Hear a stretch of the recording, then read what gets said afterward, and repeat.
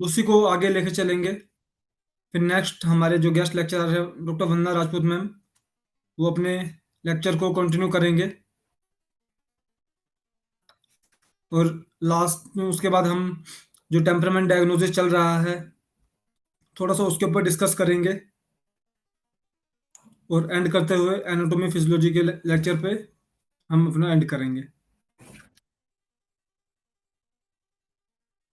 Sir कल मैंने आपको सोनोग्राफी और रिपोर्ट भेजी थी, आपने उसका फिर बताया नहीं।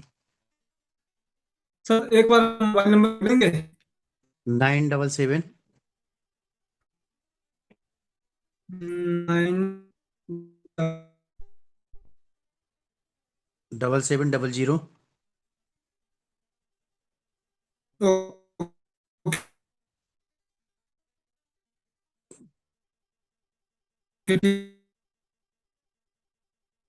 जेनेटिक डिसऑर्डर था उसको, ठीक और उसके है नाखून नाखून भी खराब हैं। सर।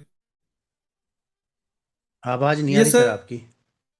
जिनका आपने रिपोर्ट भेजा था पहले, जिनके लिए मैंने जी। आपसे जी जी, मैंने आपसे कौन पूछा उन्हें, ये अल्ट्रासाउंड सर, मैंने उसका अल्ट्रासाउंड नहीं, ये पूछा था, दूसरा उन्हीं में था पेशेंट है। उसमें। Abdominal mesenteric node. ओके, मैंने आपको बोला था थोड़ा सा इन मैडम का मैंने आपको अल्ट्रासाउंड अल्ट्रासाउंड कल लीजिएगा। भेजा है, ये नया पेशेंट है। जो ये मैडम है इनका अल्ट्रासाउंड हाँ, आया मैंने है, कल भेजा ना आपको। जिनका आपने।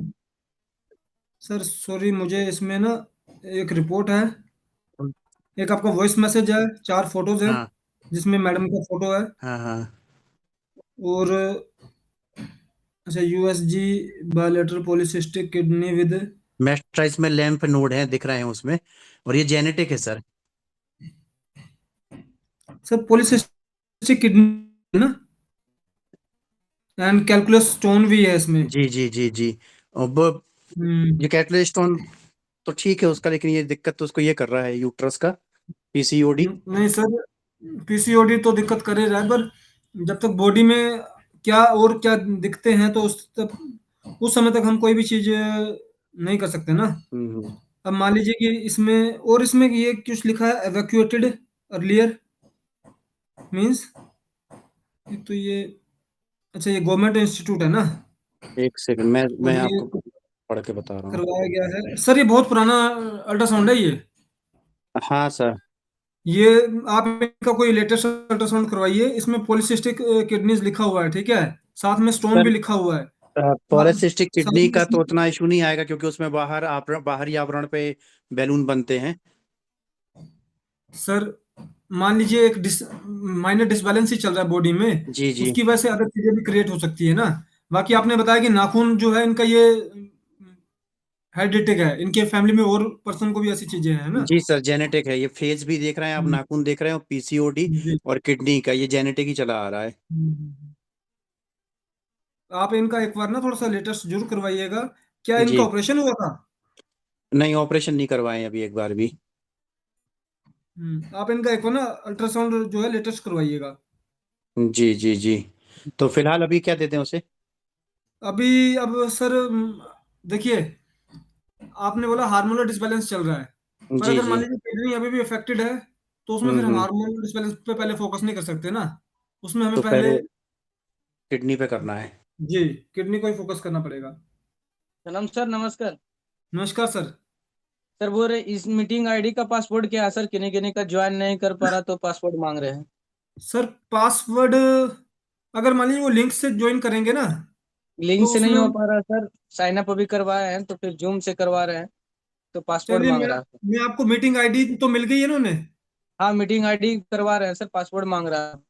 9841 नाइन 157। एक nine second eight sir. Four 984 सर। 157। 157। ओके तो सर। कल से मैं मीटिंग आईडी का पिन पासवर्ड और ये मीटिंग आईडी भी डाल दिया करूंगा ना। हाँ हाँ सर, किसी किसी को जो न्यू डॉक्टर साहब है ना, उनको थोड़ा सा परेशानी हो रही थी, अभी तो 3 4 कम ज्वाइन करवा दिए हैं सर। जी। मीटिंग आने से पहले साइन अप करवाए थे। अभी डॉक्टर ओके। गणेश आ रहे हैं सर, उत्तर प्रदेश से, जी यहाँ पर मिलने के लिए, और वो पिंडदान करने के लिए आए थे, तो बोले सर जी। फोन कर रहे हैं 2 दिन से, बोले सर आइए। ओके सर, आएंगे चलिए। तो मुलाकात अच्छा। करवाएंगे सर। जी सर, आप स्वप्निल सर, जी जी। जी। जो इसमें आप एक बार सर वॉइस ब्रेक हो और रही जो है। सेकंड पर्सन है इनका आपने मुझे ये कर लिया, जो सेकंड पर्सन का आपने मुझे भेजा है, जी multiple reactive subcentric size direct intra abdominal mesenteric nodes appear to be non-infiltrative, non-granulated in nature, and bowel loop appear normal remaining internal. ये both kidney, liver, uterus and both ovaries are appear normal. Okay, इनको क्या pen हो रही है? Pen तो नहीं है sir, बस फिर किस तरह की दिक्कत है इनको अभी? उनको ना ये फेस जो आप देख रहे होंगे तो फेस में दिक्कत आती है। ये सिर्फ मैं फीमेल की बात नहीं कर रहा हूँ, जो आपने मुझे सेकंड जो भेजा है, मिस पूनम खुश खुशवाहा, जो आपने मुझे सेकंड रिपोर्ट भेजी है ना, जी जी, एक सेकंड में देख के बता रहा हूँ।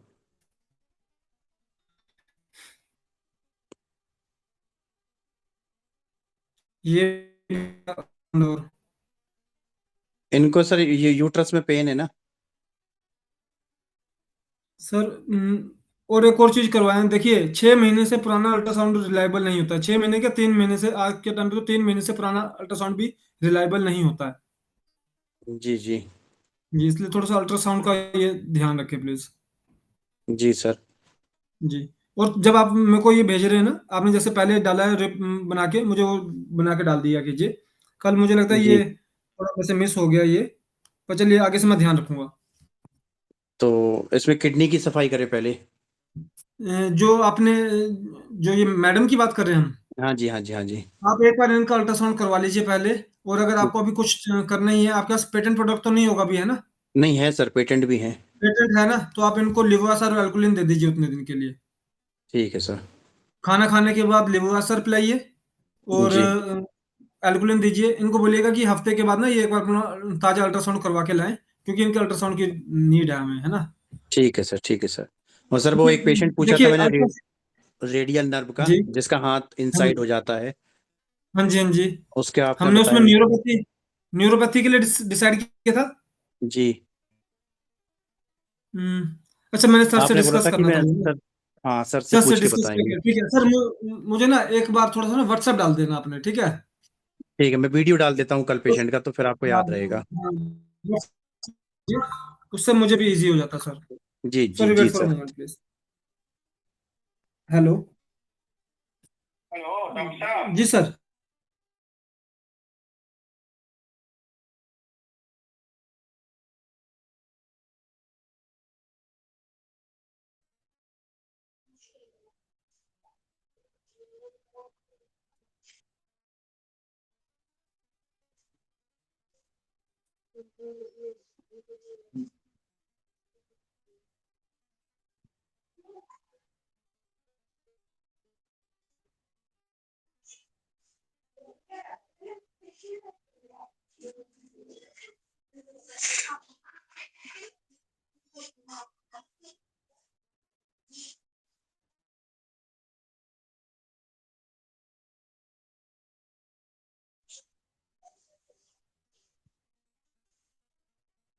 आवाज नहीं आ रही सर, आवाज।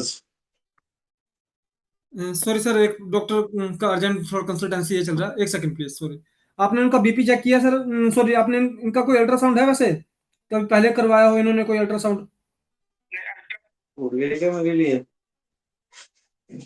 वो अचानक मीटिंग भी चालू हो गई।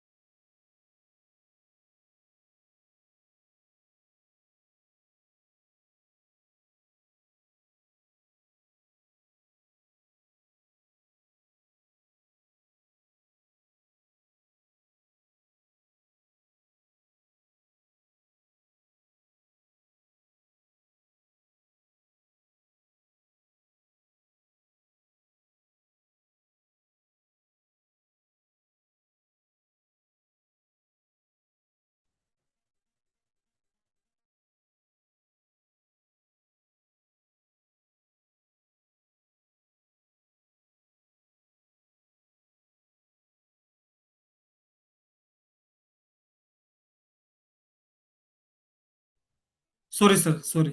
ओके। वंदना मैम।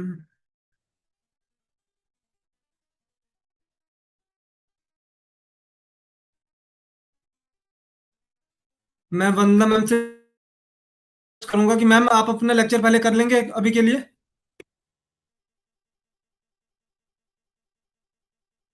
ठीक है सनम, कर लेंगे। जी मैम, मैं आपको स्क्रीन पे लाता हूँ मैम। ओके।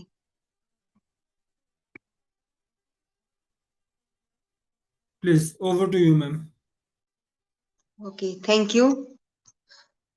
अभी तक हमने एक सीरीज गायनेकी डिजीज जो हमने शुरू की है मेंसेस साइकिल से संबंधित थी। आज हम लेंगे बल्कि यूट्रस। बल्कि यूट्रस एक तरह से नॉर्मल यूट्रस साइज जब अपने आप में थोड़ा एनलार्जमेंट हो जाता है, बढ़ता है, उसको बल्कि यूट्रस कहा जाता है। जरूरी नहीं है कि वो कोई बीमारी, अपने आप में कोई बीमारी नहीं है, लेकिन किसी कारण का संकेत होता है। यूट्रस का जो नॉर्मल साइज होता है 7x4x3 सेंटीमीटर, 7 लेंथ, 4 विड्थ और 3 सेंटीमीटर थिकनेस होती है। इसको अगर हम मिलीमीटर में देखते हैं तो मिलीमीटर में आपका 70, 40 एंड 30 mm इन साइज। ये नॉर्मल साइज है यूट्रस का आपका। इससे अधिक अगर होगा तो वो बल्कि यूट्रस कहलाएगा। सिम्टम्स, सबसे पहले पीरियड्स ज्यादा आते हैं, मेनोरेजिया की कंडीशन है तो मे बी पॉसिबल कि बल्कि यूट्रस हो सकता है। मासिक धर्म लंबे समय तक चलते हैं। पीरियड्स में बीच बीच में क्लॉटिंग दिखाई देगी, थक्के भी आते हैं। पेट के निचले हिस्से में दर्द और भारीपन रहता है। कमर दर्द, बैक पेन भी आपको दिखाई देगा। पीरियड के समय तेज दर्द जैसे डिसमेनोरियल कंडीशन में होता है वैसे भी आपको दिखाई देता है। पीरियड्स अनियमित होते हैं, अनियंत्रित, अनकंट्रोल्ड। बार बार पेशाब लगना, ब्लैडर पर दबाव दिखाई देता है बल्कि यूट्रस के पेशेंट में। थकान, खून की कमी, कब्ज, ये भी आपके पेशेंट में दिखाई देंगे सिम्टम्स। घर आपका जो प्रेगनेंसी है उसको पॉजिटिव होने में भी कठिनाइयां आती हैं। इनफर्टिलिटी की तरफ पेशेंट चला जाता है। ये हमारे मेन सिम्टम्स हैं जो बल्कि यूट्रस को पहचानने के लिए हेल्पफुल होते हैं। काज क्या आएंगे? कारण, फिब्रॉइड कॉमन कैरेक्टर है, फिब्रॉइड। एडिनोमायोसिस, एडिनोमायोसिस को थोड़ा सा डिफाइन कर दूं मैं यहाँ पर। जो यूट्रस की इनर वॉल है जिसे एंडोमेट्रियम कहते हैं, एंडोमेट्रियम का डेवलपमेंट, टिश्यूज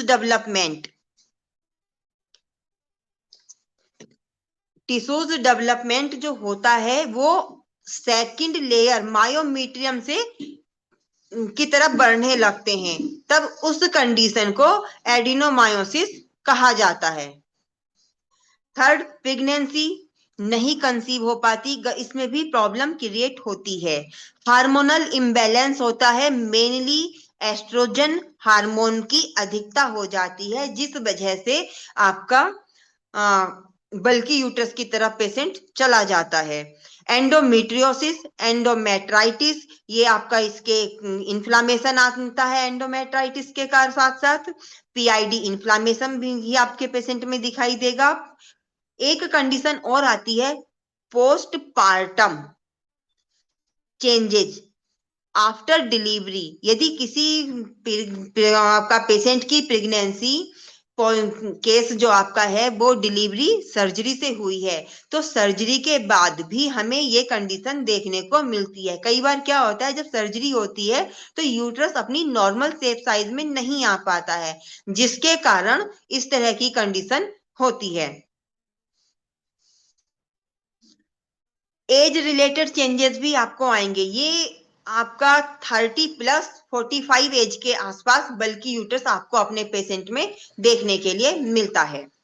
तो ये कॉजेज हैं हमारे कुछ ऐसे सिम्टम्स बिना सिम्टम्स के भी बल्कि यूट्रस पेशेंट में दिखाई देता है। वो कौन कौन से ऐसे सिम्टम्स हैं जो बिना उसके भी रिपोर्ट में, अल्ट्रासाउंड में आपको कई बार लाइटली बल्कि यूट्रस लिखा हुआ मिलता है देखने के लिए। सबसे पहले हार्मोनल चेंज। एस्ट्रोजन हार्मोन के कारण यूट्रस का साइज कभी कभी थोड़ा बढ़ जाता है। तो ये कोई लक्षण इसमें आपको, अगर ये चीज आपको मिलती है कि एस्ट्रोजन हार्मोन का बढ़ा हुआ है, यूट्रस का भी लेवल साइज बढ़ा हुआ है, तो लेकिन सिम्टम्स बल्कि यूट्रस के प्रॉपर नहीं आते हैं। Physiological changes after marriage, pregnancy, delivery. इस कंडीशन के बाद यूट्रस अपनी साइज नॉर्मल शेप नहीं ले पाता है, पूरी तरह से प्री पोजीशन में नहीं आ पाता। तो कुछ ऐसे ये कुछ और पॉइंट भी हैं, जैसे हमारा फिब्रॉइड, बहुत छोटी छोटी फिब्रॉइड्स होती हैं, आपका अगर कहेंगे टिनी साइज में, तो उसके कारण भी आपको दर्द या ब्लीडिंग नहीं होती है। तो जब ब्लीडिंग नहीं होगी तो उस कंडीशन में भी बल्कि यूट्रस आ सकता है। कई बार क्या होता है ना, जब अल्ट्रासाउंड आपका डॉक्टर करता है, वहां पे अल्ट्रासोनोलॉजिस्ट वो कहता है क्लियर नहीं आ रहा है, ये सिम्टम्स कुछ ऐसे से लग रहे हैं जो आपका बल्कि यूट्रस की तरफ पेशेंट जा रहा है, पर क्लियर नहीं है। तो ये वही जो है ऐसे सिम्टम्स हैं जो आपको बल्कि यूट्रस की तरफ जब पेशेंट जाता है तो उससे हम पहले ही उसको क्योर करने की कोशिश करते हैं। एडिनोमायोसिस जो प्री स्टेज में होगा तो उसमें आपको सिम्टम्स सही से पता नहीं लगते हैं। एज रिलेटेड, जिसमें आपका 30-45 एज में आपको जो पेशेंट के साथ अगर इस तरह की कंडीशन आती है तो उसमें आपको बल्कि यूट्रस का सिम्टम्स समझा जाता है, लेकिन प्रॉपर सही से सिम्टम्स नहीं आते हैं। पोस्ट अबॉर्शन या डी&सी, इस कंडीशन का जो पेशेंट होगा उसमें उसके यूट्रस की जो इंटरनली लेयर है, उसकी जो मोटाई है, यूट्रस वॉल्व एंडोमेट्रियम, वो थोड़ा थिक हो जाती है, लेकिन सिम्टम्स बल्कि यूट्रस के प्रॉपर नहीं मिलेंगे आपको। अगर आप ना अल्ट्रासाउंड आप देख रहे हैं तो वेरिएशन और इंसिडेंटली फाइंडिंग्स भी उसमें आपको मिलेंगी। कई बार क्लिनिकली ये वाला जो पॉइंट है इतना इंपॉर्टेंट नहीं होता है, उसमें वो लाइटली सिम्टम्स दिखाते हैं, क्योंकि लाइटली है, ज्यादा नहीं है। तो ये हमारे वो सिम्टम्स हैं जिनके कारण हम बल्कि यूट्रस समझते हैं, पर प्रॉपर उसके जो सिम्टम्स हैं वो नहीं आते हैं, मे बी पॉसिबिलिटी वाले चांस रहते हैं। अगर कॉम्प्लिकेशंस देखी जाए तो कॉम्प्लिकेशंस में सबसे पहले जो कॉम्प्लिकेशन होगी उसका जो रीजन रहेगा वो रहेगा आपका लंबे समय तक ब्लीडिंग होना, तेज लगातार पेट कमर दर्द होना, मासिक धर्म का अनियमित होना, इनफर्टिलिटी इसके कॉम्प्लिकेशंस में आएगा। बार बार मिसकैरेज होना फिब्रॉइड के कारण हो सकता है, एडिनोमायोसिस के द्वारा भी हो सकता है। ब्लैडर का जो प्रेशराइज होना, यानी नॉर्मल आपका जो ब्लैडर है उसके ऊपर एक्स्ट्रा दबाव आता है, किसके कारण? यदि पेशेंट ऑलरेडी फिब्रॉइड या एडिनोमायोसिस का है तब। बार बार पेशाब की मात्रा उसको ज्यादा लगता है जाना, तो ये प्रेशर आपके ब्लैडर पर आता है, यूरिनरी ब्लैडर पर, तब इस तरह से ये कंडीशन देखने को मिलती है। कॉम्प्लिकेशंस हो जाते हैं ऐसे में। सेक्स के समय पेन, प्रेगनेंसी कॉम्प्लिकेशन में आपका समय से पहले डिलीवरी होना, माल प्रेजेंटेशन इन फिब्रॉइड के कारण, ऐसे में पेशेंट की जो क्वालिटी ऑफ लाइफ है उसमें भी डिसबैलेंस हो जाता है। जो यहाँ पर इसको हम समझेंगे जो लाइफ स्टाइल है, रोजमर्रा का जो रूटीन है वो आपका डिस्टर्ब होता है, कमजोरी, थकान, चक्कर वगैरह, मानसिक तनाव वो पेशेंट फील करता है। तो ये बल्कि यूट्रस की हमारी कॉम्प्लिकेशंस हैं। अब हम बात करेंगे यहाँ पर प्रिवेंशन की। प्रिवेंशन हम कैसे कर सकते हैं? प्रिवेंशन कंप्लीटली नहीं किया जा सकता, प्रेगनेंसी उसका जो प्रिवेंशन है बल्कि यूट्रस का, उसमें कंप्लीटली हम उसको नहीं वो कर सकते हैं, लेकिन जो कॉम्प्लिकेशंस हैं उनको हम कंट्रोल कर सकें तो हम अपने पेशेंट को बल्कि यूट्रस से सेफ कर सकते हैं। सबसे पहले हार्मोन्स बैलेंस होने चाहिए, वजन कंट्रोल होना चाहिए, अत्यधिक जंक फूड मैदे वाली चीजें नहीं खानी चाहिए, तला भुना ऑयली फूड नहीं खाना चाहिए, नियमित एक्सरसाइज करनी चाहिए। नॉर्मली एक्सरसाइज आपकी एक्सेसिव अत्यधिक मात्रा में नहीं होनी चाहिए। नंबर 2, पीरियड्स को नजरअंदाज ना करें। यदि पीरियड्स ज्यादा लंबे समय से दर्दनाक हो रहे हैं, लगातार पेनफुल बना रहता है, तो ऐसे समय पे अपने डॉक्टर से कंसर्न करें। तुरंत अपने डॉक्टर को, जो भी आपके नियर बाई गायनेक डॉक्टर है, उसको संपर्क करें। किसी भी तरह के इन्फेक्शन से बचना चाहिए, यूटीआई इन्फेक्शन, सुरक्षित सेक्स रिलेशनशिप, पीआईडी या वेजाइनल इन्फेक्शन से बचना चाहिए। यदि आपका इस तरह के इन्फेक्शन चल रहे हैं तो उसका समय से टाइमली आपका ट्रीटमेंट लेना चाहिए, जिससे कि आप इसकी बल्कि यूट्रस की तरफ भी ना जाएं और ना ही इनफर्टिलिटी की तरफ जाएं। अनावश्यक किसी भी तरह की जो मेडिसिन हैं उनसे बचें। बार बार डीएनसी, या जैसे कुछ लोग क्या होते हैं, प्रेगनेंसी पॉजिटिव हो जाती है तो बार बार डीएनसी करवाते रहते हैं या कॉन्ट्रासेप्टिव पिल्स लेते हैं, तो इनके कारण जब ये समस्याएं बार बार होती हैं तो ये नहीं करना चाहिए। प्रेगनेंसी और डिलीवरी के बाद की जो देखभाल होती है वो भी पेशेंट को, सेल्फ और रिलेटिव्स को अच्छे से करना चाहिए। सबसे पहले फैमिली प्लानिंग करनी चाहिए, पोस्ट डिलीवरी फॉलोअप कराएं, डॉक्टर से चेकअप लें, और सेल्फ में जो घर में रह के वो अपनी देखभाल कर सकते हैं फिजिकली, वो भी उनको करना चाहिए। एनीमिक यदि पेशेंट है तो एनीमिया से भी बचा जाए। High rich food, iron rich food लेने चाहिए। यदि आवश्यकता है तो जो आयरन फूड सप्लीमेंट आते हैं उनको भी साथ में ले सकते हैं। रेगुलरली आपका अगर कंडीशन रिपीट बार बार हो रही है इस तरह से बाय चांस, तो अल्ट्रासाउंड पेल्विक रीजन का वो आपका होना चाहिए, लोअर एब्डोमेन का। तो इस तरह से, और साथ में यदि हार्मोनल डिसबैलेंस चल रहा है तो हार्मोन्स का भी आपको समय समय पर सजेशन अपने डॉक्टर से जो मिलता है, टेस्ट वगैरह कराते रहने चाहिए। डायग्नोज इलेक्ट्रोहोम्योपैथी के अकॉर्डिंग जो डायग्नोज है, सबसे पहले pulse diagnose, temperament and ultrasound.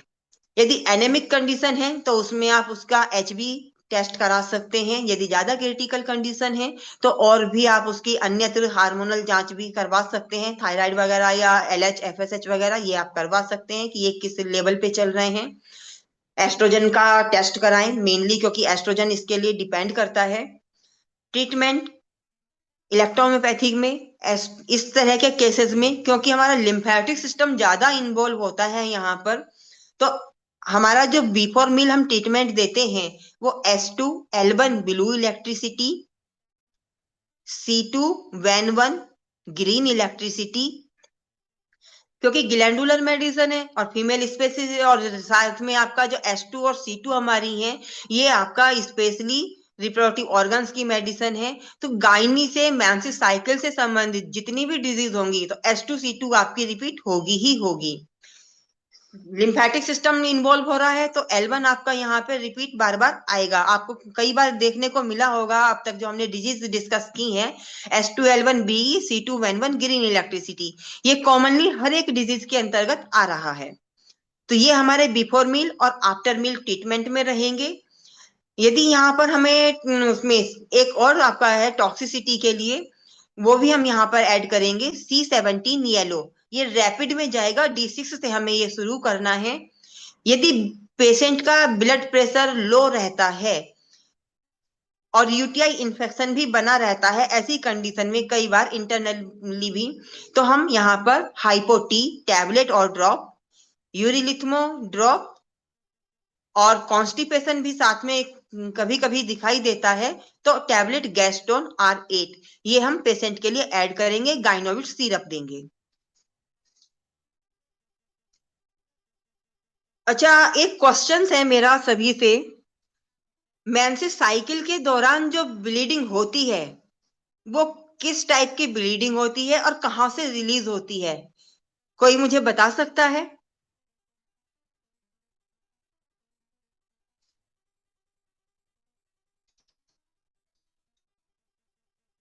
ठीक है।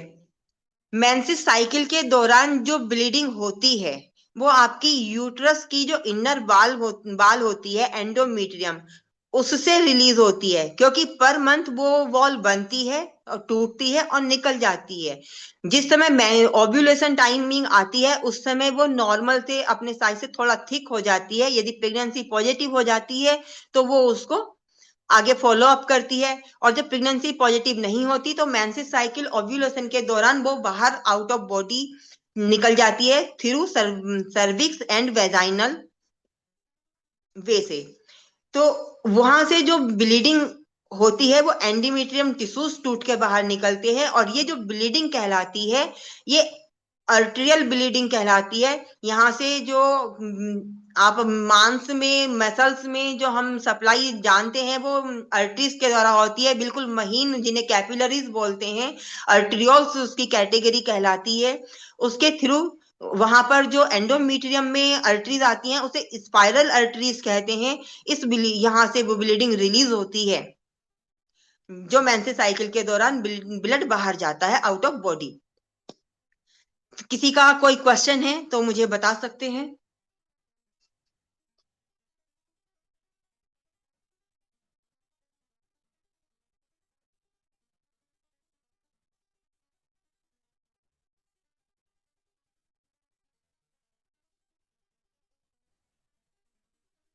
आज के टॉपिक से रिलेटेड कोई क्वेश्चन है? जी, रैपिड रेमेडी में C17 और उसके साथ वाई बोले हैं मैडम। जी सर, येलो।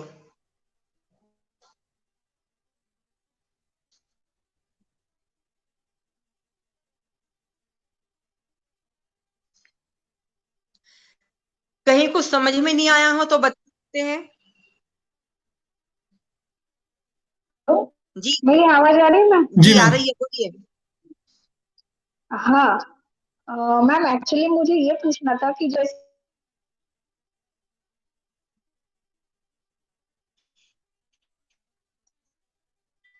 मैडम आपकी आवाज नहीं आ रही है। मैम बीच में आवाज कट जा रही है मैम। सनम सर, जी सर। हमारे पास गणेश सर आ गए हैं सर, देखिए। डॉक्टर साहब। जी नमस्कार जी। डॉक्टर साहब अच्छा सर, बस करके बाद एक मिनट जरा ना, मैम का क्वेश्चन चल रहा है। जी। जी जी मैम प्लीज।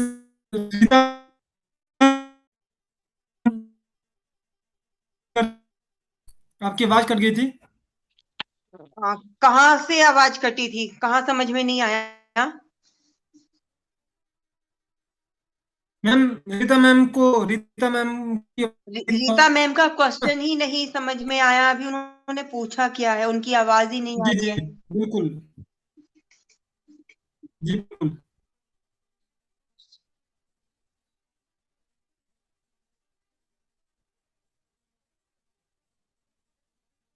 वो डिस्कनेक्ट हो गए हैं मैम। ओके, नेक्स्ट कोई और? जी एक्सक्यूज मी मैम, जी हमारा क्वेश्चन है कि जैसे हम D4 में डाइल्यूशन जो देते हैं H2L1B, जी तो कभी कभी पेशेंट का कभी कभी शिकायत है कि महीने में 2-3 बार मेंस्ट्रुअल साइकिल का सामना करना पड़ता है या ब्लीडिंग हो जाती है। जी D4 डाइल्यूशन में देते हैं तो ऐसा क्यों होता है? सर, सबसे पहली बात यह है कि जब ब्लीडिंग हो रही है तो ऑलरेडी वहां पे जो फंक्शन है वो ओवर हो रहा है, ओवरफ्लो हो रहा है। तो वहां पे हमें हाँ डी फोर में डाइल्यूशन नहीं दिया जाता। वहां पे हमें उसको निगेटिव करना है, जी जी नॉर्मल करना है, तो वहां पे हमें निगेटिव डाइल्यूशन D6 का उपयोग करना है। जी जी और रीजन जानना पड़ेगा कि उसको ब्लीडिंग साइकिल 2 बार क्यों हो रही है, तो उस जी कारण का ट्रीटमेंट करेंगे तो आपका पेशेंट क्योर हो जाएगा। जी जी okay. Next, any more? Excuse me ma'am. Hello, हाँ मैम। जी बोलिए। नमस्कार मैम, बोलिए। जी रेखा मैम बोलिए। मैम मेरा ये क्वेश्चन है कि how much bleeding can be consider as a heavy bleeding? Total bleeding जो है मेंस्ट्रुएशन साइकिल में कितनी होती है? सो एक्सेसिव तो हम बोलते हैं, नॉर्मल कितनी ब्लीडिंग होनी चाहिए? नॉर्मल जहां तक मुझे याद है वो मिनिमम 1 डे में आपका 30 to 50 के समथिंग रहती है ml, या टोटल साइकिल में आप कह सकते हैं मिनिमम 30 ml पर डे के अनुसार होता है। बराबर है मैम। 50 ml तक नॉर्मल रहता है पर डे, तो 250 ml 5 डेज तक वो मतलब हम नॉर्मल में कंसिडर करते हैं उसको। हाँ, नॉर्मल 1 डे में है तो उसको फिर आगे कैलकुलेट कर लीजिए किसको कितने दिन रहता है उसके अनुसार। जी जी जी मैम। मैम मेरा भी एक क्वेश्चन था, जैसे एडिनोमायोसिस से रिलेटेड ही था मेरा। तो एक्चुअली मेरा क्वेश्चन ये था कि एडिनोमायोसिस एक कंडीशन है यूट्रस की, जो जी प्रीमेनोपॉजल स्टेज में आती है। तो बहुत सारे मतलब केसेस में हम लोग देखते हैं कि ये जो कंडीशन है ये मतलब नॉन क्यूरेबल है, ये क्योर नहीं होती है। बस इसके जो सिम्टम्स है ये हम क्योर कर सकते हैं। और ये जैसे कि मतलब मैम, मीटर ज्यादा होगा क्योरेबल इसके। टाइम लगता है, पेशेंट आपका रुकना चाहिए तब तक ना आपके पास ट्रीटमेंट में। हाँ मैम, क्योंकि मेरी पेशेंट थी, तो उसको एडिनोमायोसिस था, लेकिन उसकी मतलब ब्लीडिंग भी कम हो गई, हाँ। उसका पेन भी कम हो गया, लेकिन उसकी सोनोग्राफी में ना एडिनोमायोसिस आता ही आता था। तो फिर ट्रीटमेंट मैम छोड़ दीजिए मेरे हाँ जी, पास। अभी भी कंटिन्यू चला हुआ है एडिनोमायोसिस? जी जी जी मैम, एडिनोमायोसिस हाँ है मैम, उसको एक अभी भी। क्रॉस चेक पेशेंट की कहीं एज और भी करा लीजिएगा। 45। जी जी जी जी, एक 43 रिपोर्ट आप पेशेंट की अगर एज एक है ही मैम। जगह करा रहे हैं बार बार, तो क्रॉस चेक के लिए किसी दूसरी जगह भी करा लीजिएगा।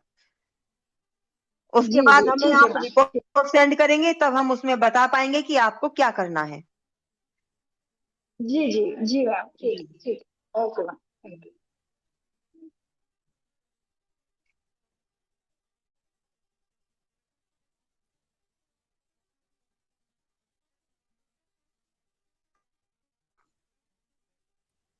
Okay ma'am. आज का जी जी टॉपिक बोलिए प्लीज। कंक्लूड करते हैं। जी मैम। अभी तक हमने जो डिजीज डिस्कस की हैं, स्टार्टिंग से मैं नाम ले रहे हैं। सबसे पहले हमने जो डिजीज ली हैं, कुछ उसमें आपका इंक्लूड हो गई हैं यूट्रस से संबंधित भी। लेकिन अभी मैं जो डिजीज के नाम लूं उनको आप नोटिफाई कर सकते हैं। डिस्मेनोरिया, एमेनोरोइया, क्रिप्टोमेनोरिया, मैंने आपको मिनोरेजिया, मिनोमेट्रोरेजिया बताया था। तो ये जो डिजीज है ये मेंसेस साइकिल से संबंधित है। एंडोमेट्राइटिस, पीसीओडी या पीसीओडी, एंडोमेट्राइटिस, एंडोमेट्रियोसिस, और आपका आज हमने लिया बल्कि यूट्रस। ये हमारी यूट्रस से रिलेटेड डिजीजेस हैं।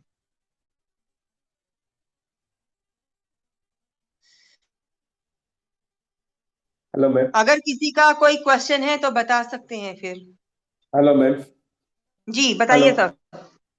मैम, ये जी जो आपने बोलिए। बताया H2 जी L1 B C2 N1 जी G, ये तो लिकोरिया में भी तो दे सकते हैं ना मैम?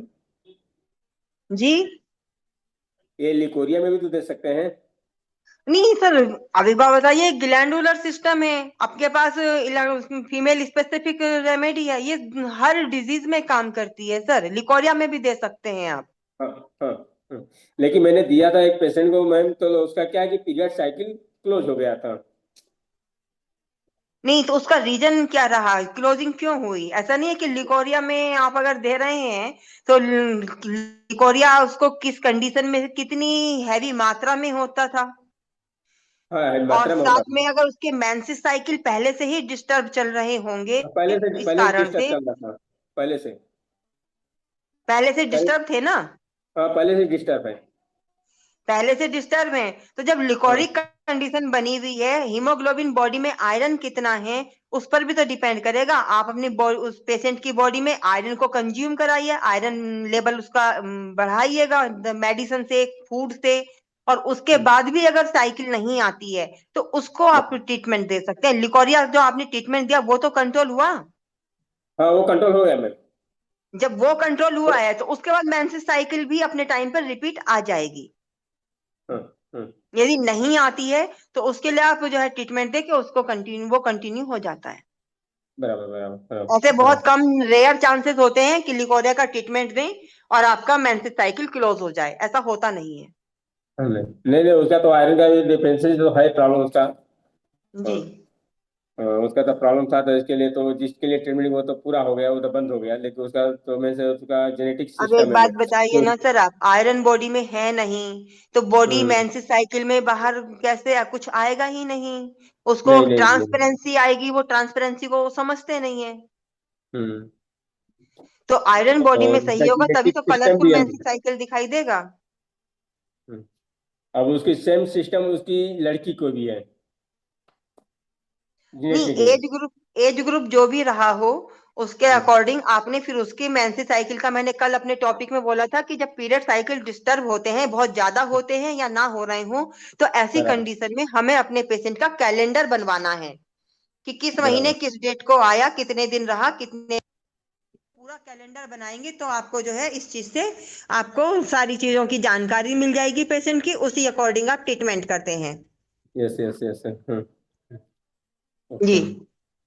तो मैम एक पेशेंट है मेरे पास, उसको अभी एंजाइटी भी है, उसकी गैस्ट्राइटिस भी है, सर और उसको ये जो डिस्कशन है ना, आप पेशेंट का रिपोर्ट सनम जी के पास भेजिएगा, वो मुझे बताएंगे तो हम वो सारी चीजें आपको उधर क्लियर करेंगे। ओके नेक्स्ट अदर संबंधित कोई क्वेश्चन डिजीज के लेके अभी इस समय ना करें। Okay okay ma'am. जो आज का हमारा टॉपिक है इससे संबंधित किसी का क्वेश्चन है तो नेक्स्ट किसी और को मौका मिलना चाहिए क्वेश्चन ओके पूछने ओके का। ओके। जी। क्योंकि सर टॉपिक जो एक चल रहा है उस टॉपिक से संबंधित हमारे अगर क्वेश्चन है, उसी डिजीज से संबंधित क्वेश्चन है, तो सबको आपको अच्छे से समझ में आएंगे जितने भी लोग आज जुड़े हुए हैं। 100 के आसपास शायद मैं समझता हूँ कि जुड़े हुए हैं। क्योंकि ऐसे तो ये टाइमिंग हमारी बहुत ज्यादा हो जाएगी, हम आपको कुछ नहीं बता पाएंगे। नमस्ते मैम। नमस्कार जी। हाँ मैडम, मेरे पास एक डिस्मेनोरिया और इरेगुलर मेंसेस का पेशेंट थे। उसे मैं dysmenorrhoea and irregular menstrual cycle. जी ठीक है। तो उसे कंट्रोल हुआ है, लेकिन जी। उसने मेडिसिन बंद कर दी। उसे 6 महीने तक मैंने ट्रीटमेंट दी, उसे अच्छा लगा। तो 6 महीने के बाद ट्रीटमेंट बंद करने के बाद उसे फिर से 2-3 महीने में फिर से सेम प्रॉब्लम शुरू हो गया। आफ्टर 6 मंथ हुआ है बीच में। हाँ।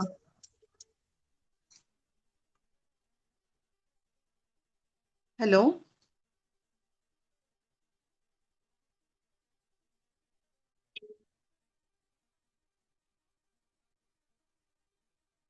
हाँ जी हाँ जी। हेलो। हेलो। हाँ मैम, आवाज नहीं आ रही थी। आपका शुभ नाम क्या है? मैम हाँ जी, धनश्री आपका पाठक, शुभ नाम क्या, कहाँ से बोल रहे हैं? नासिक से धनश्री पाठक। धनश्री पाठक जी। या जी मैडम, आपने क्या दिया था, जरा अपना ट्रीटमेंट हमें शेयर करें। व्हाट्सएप पे करूँ मैम आपको, क्या अभी करूँ? जो जो आपने ट्रीटमेंट दिया वो शेयर करिए, क्या क्या मेडिसिन थी आपकी उसमें। मैंने S2L1 दिया था उसे, बी अपना अल्कोलिन दिया था, C2 वेन1 जी, अल्कोलिन गाइनाहब दिया था उसे रेगुलर में। एल्कोलिन के साथ क्या दिया था दूसरा प्रोडक्ट? गाइनोविट। अच्छा, गाइनोविट दिया था, ठीक है। तो उसको फिर उसने रेगुलर 6 मंथ कंप्लीट किया था आपका ट्रीटमेंट या बीच हाँ, में छोड़ा था? नहीं नहीं, 6 मंथ्स रेगुलर लिया उसने।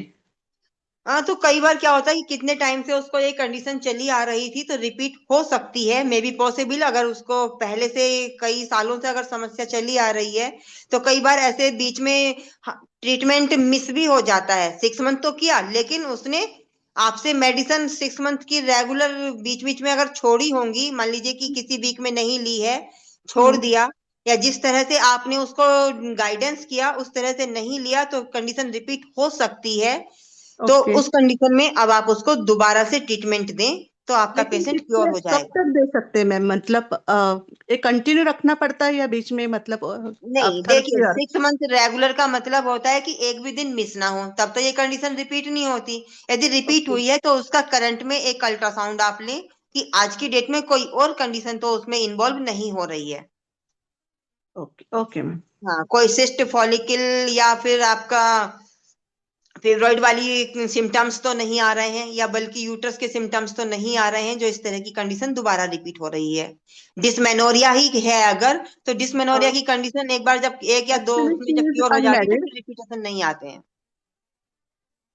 एक्चुअली वो अनमैरिड है, जी 25 ईयर्स की है। जी, मैरिड है या अनमैरिड है उससे कोई फर्क नहीं पड़ता। करंटली एक अल्ट्रासाउंड करा लीजिएगा क्योंकि आज का जो लाइफ स्टाइल है उस पर डिपेंड करता है। आपको मैंने एक पॉइंट बताया था कि हम किस तरह से उसको कवर कर सकते हैं। अगर आपने प्रिवेंशन वाले हमारे पॉइंट ध्यान है कि प्रिवेंशन में हमने उसकी हेल्दी लाइफ होनी चाहिए, हेल्दी डाइट होनी चाहिए और वेट कंट्रोल होना चाहिए। अगर ये ओबेसिटी वाले सिम्टम्स आ रहे हैं तो मे भी पॉसिबल कि हो सकता है। Okay ma'am. एक बार रीचेक कीजिएगा और फिर अपना जो रिपोर्ट आपको मिले, डिस्कशन आएगा आपका उससे पेशेंट से, वो शेयर करिएगा। मैं तो हम आपको तब क्लियर कर पाएंगे उसको। Okay ma'am, thank you.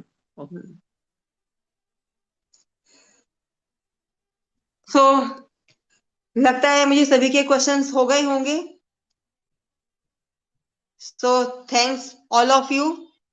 Over to doctor Saram ji. Thank you, ma'am. Thank you for sharing this valuable information with us.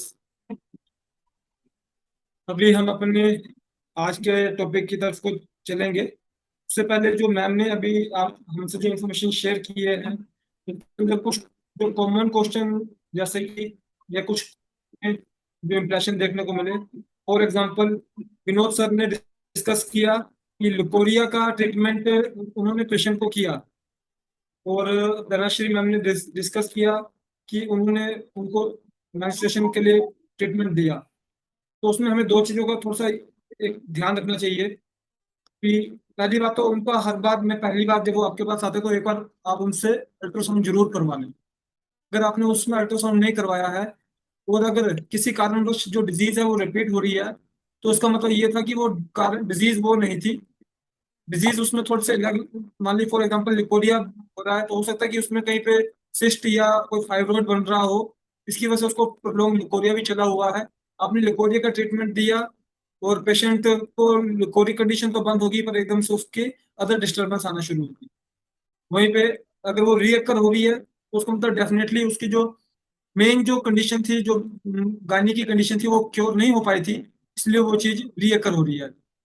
तो वंदना मैम, क्या ये बात भी ट्रू हो सकती है जो मैंने जो आपको बोला, जो अभी मैंने बोली इन्फॉर्मेशन? में भी चांस हो सकते हैं। लिकोरिया अगर है तो वहां पर हो सकता है कि जो मसल्स है वो मसल्स भी टैनिंग में पड़ी हुई हो, स्ट्रेसफुल हो सकता है। मे बी पॉसिबल, सब कुछ हो सकता है, बशर्ते कि लेटेस्ट जब हमारे पास पेशेंट अब रिपीट आए तो उसको सही से डायग्नोज करके उसको आप तब ट्रीटमेंट करें, सारी इंफॉर्मेशन लेने के बाद। Thank you.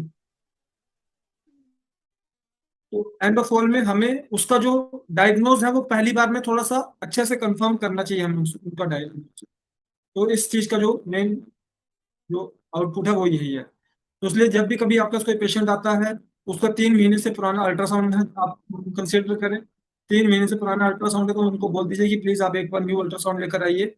और दूसरी बात, एक और आज जैसे मैम ने आपको बात बोली कि अगर उनका सेम जगह से अल्ट्रासाउंड हो रहा है तो उसका अल्ट्रासाउंड भी एक थोड़ा सा चेंज करवाया जाए, उसकी जो लोकेशन है वो चेंज करवाया जाए। अगर मैं ये इलेक्ट्रोहोम्योपैथी डॉक्टर की बदनसीबी है या खुशनसीबी है, खुशनसीबी इस तरह से है कि वो दूसरे बंदे का वो भांडा फोड़ देता है बहुत जल्दी। और बदनसीबी ये है कि जिसके पास वो अल्ट्रासाउंड करवाने जाता है ना, तो वो उसको बेशक वो जानबूझ के उसका अल्ट्रासाउंड की रिपोर्ट गलत कर देगा, क्योंकि वो पहली बात तो वो जाएगा किडनी स्टोन करवाने का, मान लीजिए किडनी का स्टोन तो या लिवर के गॉल ब्लैडर के स्टोन का उसने अल्ट्रासाउंड करवाया, तो अल्ट्रासाउंड वाला उसको बोलेगा कि ये ठीक नहीं होता, ठीक नहीं होता, ऑपरेशन होगा, ऑपरेशन होगा। अब 4 से 6 महीने के बाद वो वापस वहां पे जाता है, उसका वो चीज निकल चुका होता है विदाउट ऑपरेशन, तो अल्ट्रासाउंड वाला उससे पूछता है आपने ऑपरेशन करवाया था? नहीं, ऑपरेशन नहीं करवाया था। अरे तो ये कैसे निकल गया? अरे निकल ही नहीं सकता, निकल ही नहीं सकता। तो फिर कहीं ना कहीं पे फिर वो अल्ट्रासाउंड वाला, या तो अल्ट्रासाउंड वाला फिर ये बोले कि उसकी वो उस जो रिपोर्ट है, जो आज रिपोर्ट की है वो गलत है, या जो उस दिन रिपोर्ट की थी वो गलत थी, है ना। तो इसलिए जो आपको जब लैब फाइंडिंग्स करवाते हैं, तो प्लीज उसको किसी एक जगह पे ना करवाया जाए, रोटेशन में ही थोड़ा अलग अलग जगह पे ही करवाया जाए तो ज्यादा अच्छा रहेगा। तो ये कुछ पॉइंट्स थे जो मैं ऐड करना चाहता था। चलिए इसके साथ ही हम अपने आज का जो सेशन है उसके नेक्स्ट पार्ट की तरफ को चलते हैं। नेक्स्ट पार्ट में जो हमारा कल हमने जो डिस्कस किया था, concept of dilution making, creation of dilution, उसके ऊपर हमने डिस्कस किया था। आज हम उसी को थोड़ा सा आगे, सॉरी प्लीज,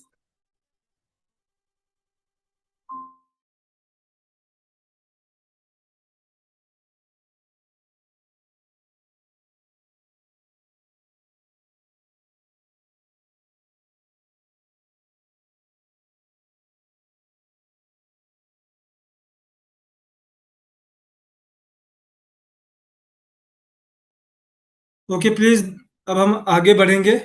प्लीज मान लीजिए कि कई बार क्या होता है स्क्रीन ऑन रह जाती है और हम कुछ अपना काम कर रहे होते हैं, तो उसमें थोड़ा सा डिस्टरबेंस हो जाती है ना, इसलिए प्लीज अपने माइक एंड स्क्रीन जो है वो ऑफ रखेंगे जब काम कर रहे हो, अदरवाइज नहीं रख सकते, अदरवाइज आप उसको ऑन रख के देख सकते हैं। ओके, देन हम स्टार्ट करेंगे अपने आज के सेशन को। कल हमने डिस्कस किया था creation of dilution. Creation of dilution में जो हमने डिस्कस किया था कॉन्सेप्ट ऑफ फॉर्मूला मेकिंग पे, उसमें हमने दो फॉर्मूला को डिस्कस किया, एक बिफोर मिल फॉर्मूला, एक आफ्टर मिल फॉर्मूला। बिफोर मिल फॉर्मूला और आफ्टर मिल फॉर्मूला जो है उसके अंदर हमने कॉन्सेप्ट ऑफ फॉर्मूला मेकिंग पे डिस्कस किया कि बिफोर मिल फॉर्मूला को हम बोलेंगे क्योरिंग फॉर्मूला, और जो आफ्टर मिल फॉर्मूला उसको बोलेंगे हम हीलिंग फॉर्मूला। जो हमारे स्कोरोफ्लोसोस होते हैं वो क्योरिंग इन नेचर होते हैं, और जो हमारे कैंसरसोस होते हैं वो हीलिंग इन नेचर होते हैं। तो इन दो रेमेडीज को आप अलग अलग फॉर्मूला में यूज करवा के, और जैसा कि आपको पता है कि क्योरिंग फॉर्मूला जो है खाने से पहले देना है और हीलिंग फॉर्मूला जो है खाने के बाद देना है, इन चीजों को आप डिस्कस करके रखते हैं, इन चीजों को आप यूज करते हैं। और उसमें आपको बताया गया था कि जो क्योरिंग फॉर्मूला बनेगा उसमें पहला एक एस ग्रुप का यूज होगा, सेकंड आप उसमें सिस्टमिक रेमेडीज का यूज करेंगे। सिस्टमिक रेमेडीज में आपके जो रेमेडीज बताए गए थे इंजेटिको, पेट्रल, वेनेरियो, वर्मीफ्यूगो, लिम्फेटिको एंड एपीपी, ये आपके सिस्टमिक रेमेडीज होते हैं। और लास्ट में आप इसके अंदर जो इलेक्ट्रिसिटी ऐड करेंगे वो करेंगे पॉजिटिव इलेक्ट्रिसिटी, और पॉजिटिव इलेक्ट्रिसिटी जो है वो हमारी रेड एंड ब्लू है, red electricity and blue electricity. हमने फॉर्मूला डिस्कस किया हमारा हीलिंग फॉर्मूला, जिसमें आप फर्स्ट रेमेडी आप कैंसरसो को यूज करेंगे, सेकंड रेमेडी आप हेरेडिटिक रेमेडी यूज करेंगे जो कि वेनेरियो 1 है, और थर्ड आप उसमें नेगेटिव इलेक्ट्रिसिटी का यूज करेंगे जो कि येलो एंड ग्रीन है। तो ये हमने कल इंफॉर्मेशन आपस में शेयर किया था। आज इसी इंफॉर्मेशन को आगे बढ़ाते हुए हम थोड़ी सी कुछ ब्रीफ में जाएंगे। उसमें अब हम इसके बाद डिस्कस करेंगे D5, D4 and D4, D5 and D6 को। फर्स्ट ऑफ ऑल मैं आपको बताना चाहूंगा जो टर्म D4, D5, D6 जो है वो मैटी जी ने ही इसको दिया था। उसको अदर नॉर्मल टर्म में उन्होंने first dilution, second dilution, third dilution बोला, पर उसको D4, D5, D6 इसलिए बोला गया क्योंकि जब वो सबसे पहले उन्होंने जो क्रूड बनाया, एसेंस बनाया, वो बनाया अपने एसेंस ऑफ प्लांट जो कि आपका D1 हुआ। फिर उसको उन्होंने जब मर्ज किया तो उसको उन्होंने D2 क्रिएट किया, लास्ट में उन्होंने उसको जब और लाइटर किया, जब उन्होंने D2 को देखा कि वो भी पेशेंट के ऊपर रिस्पॉन्स नहीं करता है, तो उन्होंने जब उसको और लाइटर किया तो वो आपका D3 आया, जिससे आगे उन्होंने D4, D5, D6 को क्रिएट किया था। और जो concept of positive, neutral and negative dilution जो है, वो भी मैटी जी ने ही बोला है। वो हमने कोई अपने मर्जी से खुद से हमने वो इंफॉर्मेशन नहीं डाली है, वो मैटी जी ने ही बोली है वो चीजें। हाँ, अगर प्रभावित देखा जाए तो हो सकता है वो स्टेज ऑफ डिजीज से प्रभावित हुए हों, नेचर ऑफ डिजीज से प्रभावित हुए हो, जिसकी वजह से उन्होंने इस तरह से 3 जो डाइल्यूशन 3 ही बनाए उन्होंने। अब इसमें मैं थोड़ा सा इसको एक्सप्लेन करने से पहले हमें किस बेस पे D4, D5, D6 को बनाना है, उसके ऊपर हम थोड़ा सा उससे पहले जाने से पहले मैं आपको एक इंफॉर्मेशन दूंगा। जैसा कि हम जानते हैं कि कैंसर एक क्रोनिक बीमारी है और सर्दी, खांसी, बुखार एक एक्यूट बीमारी है, रोग है। लेकिन यदि कैंसर 1 वर्ष से अधिक नहीं है या 1 वर्ष से कम है, तो जो उसका नेचर है, उसका जो स्वभाव है कैंसर का, वो अभी एक्यूट में है। बीमारी क्रोनिक है, पर जो उसकी जो दृढ़ता है, जो शरीर के अंदर उसकी पकड़ है, वो भी एक्यूट पकड़ है, वो भी क्रोनिक पकड़ नहीं हुई है। तो अभी जैसे मैडम ने बताया था ना कि वो नेगेटिव पहले ही उसमें ओवरफ्लो हो रहा है, तो अगर उस चीज में अगर आप उसको D4 देंगे तो आपको एक रिजल्ट नहीं मिलेगा। तो इस चीज को भी आपको ध्यान में रखना है। और वहीं पर बुखार अगर बुखार 1 साल, बुखार, खांसी, जुकाम, बुखार 1 साल पुराना, 1 साल से ज्यादा पुराना हो या हर बार बार लौट के आता है, तो उसका स्वभाव जो है वो क्रोनिक है। इसलिए जब भी हम फॉर्मूला बनाते हैं तो हमें प्रकृति को नहीं, रोग के स्वभाव को भी ध्यान में रखना चाहिए। उसमें हमें ये नहीं देखना कि ये क्रोनिक बीमारी है तो उसमें D4 दे दीजिए, उसके स्वभाव को भी थोड़ा सा हमें देखना चाहिए कि क्या ये D4 के स्वभाव का, क्या ये प्योरली क्रोनिक स्वभाव का बन चुका है। क्रोनिक स्वभाव का मतलब क्या, वो शरीर में गड़ चुका है, शरीर के अंदर बस चुका है, पर अब वो हाइपर एक्टिविटी नहीं कर रहा है, वो बार बार अपने आप की क्रिएशन नहीं कर रहा है। पर वहीं पे जब वो बिल्कुल अक्यूट कंडीशन में है, तो अभी वो शरीर में आ रहा है और उसके कारण से उसकी जो एक्टिविटीज है वो बहुत ज्यादा है। तो इस चीज को ध्यान में रखते हुए आप डाइल्यूशन को प्रिस्क्राइब करते हैं। इसलिए जो D5 है हमारा, वो आपका न्यूट्रल डोज है, D4 जो है वो आपकी पॉजिटिव डाइल्यूशन है और D6 जो है वो आपका नेगेटिव डाइल्यूशन है। ओके, अभी जो मैंने आपसे इंफॉर्मेशन शेयर किया, इसके ऊपर किसी का कोई कुछ जानकारी लेना हो, कोई उनको कंफ्यूजन हो, तो वो मेरे से बात कर सकते हैं।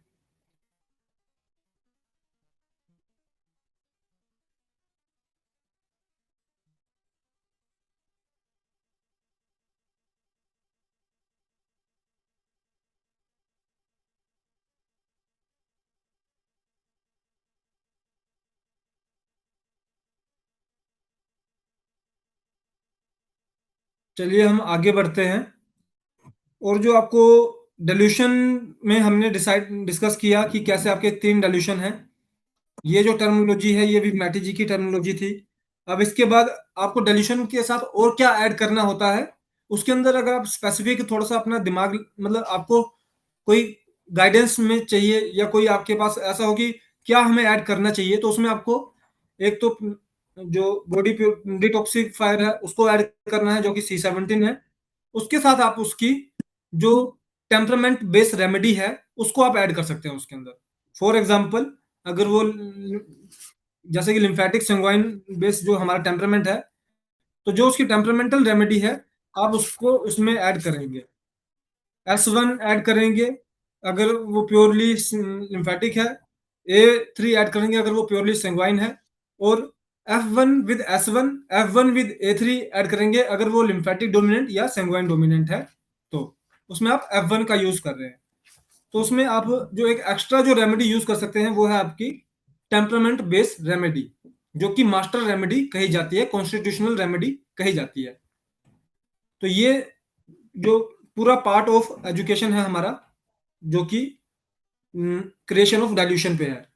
इस तरह से आपने 3 डाइल्यूशन क्रिएट किए, एक बिफोर मिल डाइल्यूशन क्रिएट किया, एक आफ्टर मिल डाइल्यूशन क्रिएट किया, और एक आपने रैपिड डोज डाइल्यूशन क्रिएट किया। और डोजेस जैसा कि आपको बताया गया है, पहले हमने डिस्कस किया है, उस तरह से आप इसको एडमिनिस्ट्रेट करवाएंगे, before mill and after mill. 5 minute, 15 minute और 30 मिनट के गैप पे, खाने से पहले और खाने के बाद। और जिस तरह से जितना गैप ज्यादा उतना पानी की क्वांटिटी ज्यादा आप उसमें यूज कर रहे हैं। तो ये था हम अभी तक का जो creation of dilution and prescription of dilution के ऊपर, डोजेस के ऊपर, जो अभी हमारा कंक्लूजन था।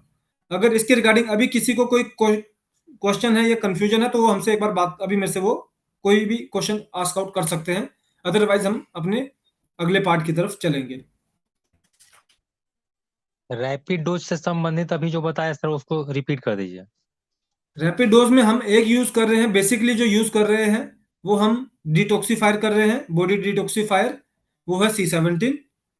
उसके साथ आप उसमें अगर यूज करवाना चाहते हैं शुरू में, तो आप उसमें उसका जो टेम्परामेंटल रेमेडी है उसको भी यूज करवा सकते हैं। अगर वो प्योरली लिम्फेटिक है तो C17 के साथ S1 यूज करवा लीजिए, पर वो आपको तभी यूज करवाना है अगर वो फॉर्मूला के अंदर नहीं आया है।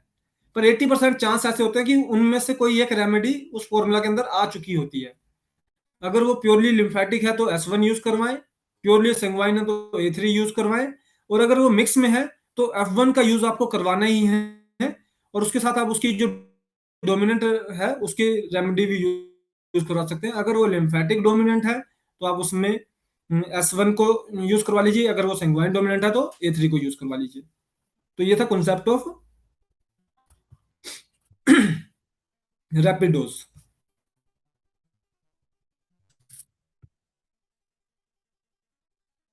Anyone else, please?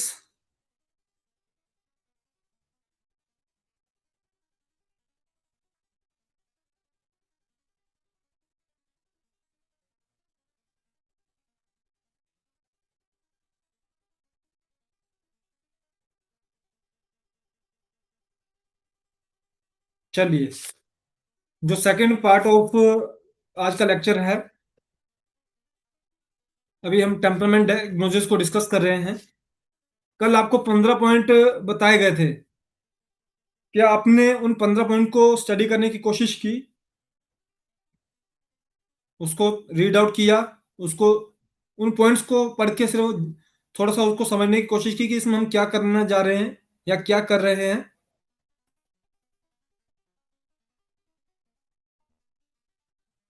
आज हम उन 15 पॉइंट के जो कंक्लूजन है उसको आपको कैसे करना है उसके ऊपर थोड़ा सा हम जाएंगे।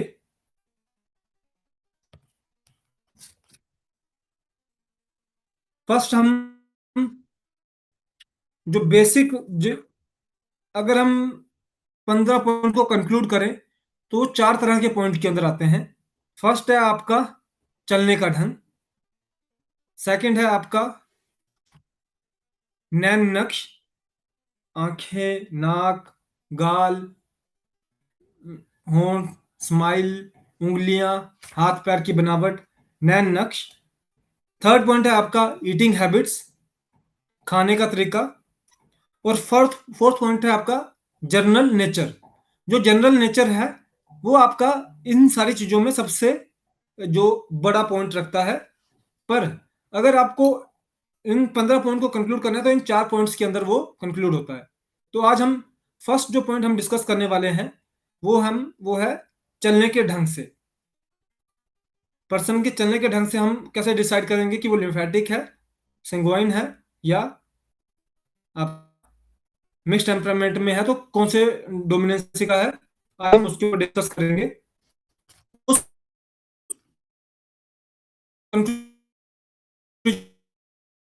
पर जाने से पहले मैं बताना चाहूंगा, हमारी इसी बुक के अंदर, सभी को मेरा प्रणाम। कल हम लोग स्टोमक का फंक्शन, जो उसमें गैस्ट्रिक ग्लैंड प्रेजेंट होता है, उसका गैस्ट्रिक जूस के बारे में उसका फंक्शन पढ़े। इतना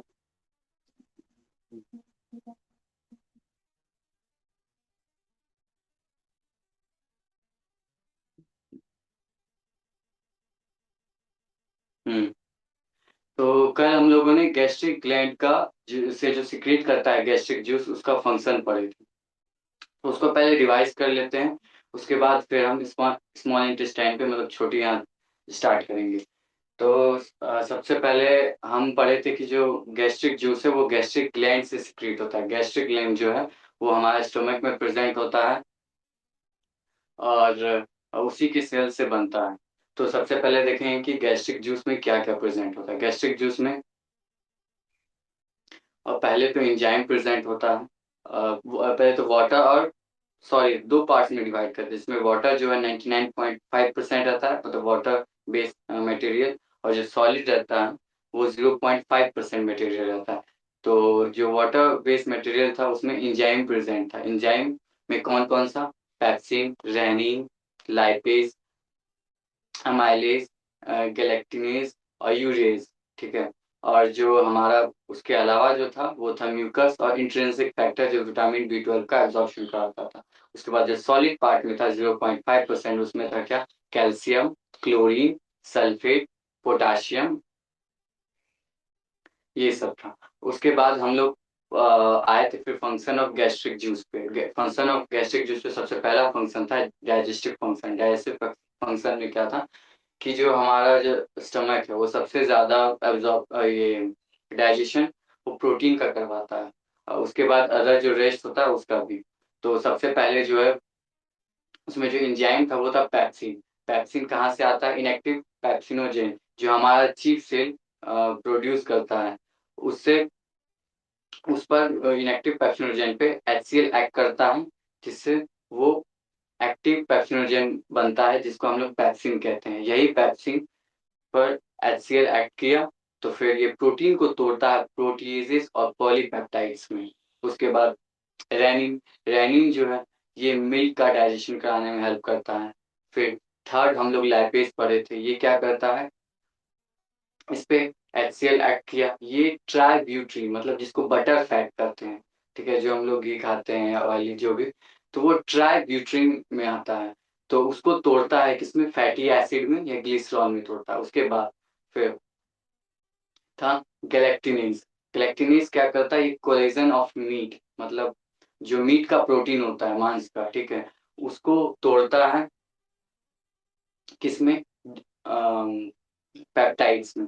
उसके बाद एमाइलेज जो है ये क्या करता है? ये स्टार्च मतलब जो कार्बोहाइड्रेट का एक फॉर्म है उसको तोड़ता है किसमें? माइटोज में या डेक्स्ट्रिन कह सकते हैं। उसके बाद हम लोग पढ़े थे यूरेज। यूरेज क्या करता है? जो भी प्रोटीन हमारे स्टमक में डाइजेस्ट हुआ, ठीक है, तो उसमें उससे जो यूरिया बचा उसी यूरिया को कन्वर्ट करता है एमोनिया में, जो हमारे यूरिन के थ्रू हमारे बॉडी से निकलता है। फिर उसके बाद हम लोग पढ़े थे हेमोपोएटिक फंक्शन। हेमोपोएटिक फंक्शन क्या? कि हमारा जो स्टमक है वो खून बनाने में भी हेल्प करता है। कैसे? क्योंकि हमारे स्टमक में एक इंट्रिंसिक फैक्टर है। इंट्रिंसिक फैक्टर माने कि पैराइटल सेल प्रेजेंट होता है जो विटामिन B12 का एब्जॉर्प्शन कराता है, जो क्या करता है? ब्लड फॉर्मेशन में हेल्प करता है या एरिथ्रोपोइसिस करवाता है। एरिथ्रोपोइसिस मतलब क्या हुआ? RBC का फॉर्मेशन कराता है। तो ये जब तक विटामिन B12 का एब्जॉर्प्शन नहीं होगा तब तक ब्लड का फॉर्मेशन नहीं होगा।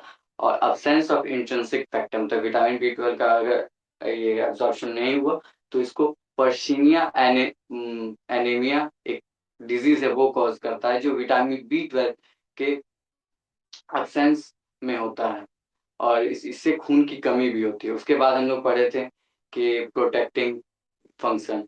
हमारे स्टमक में एक लेयर होता है म्यूकस लेयर जो HCl से हम लोग को बचाता है, और फिर ये क्या करता है कि HCl जो एसिडिक हाईली एसिडिक होता है उसको तो उसको न्यूट्रल करता है, मतलब जो म्यूकस लेयर होता है वो अल्कलाइन नेचर का होता है।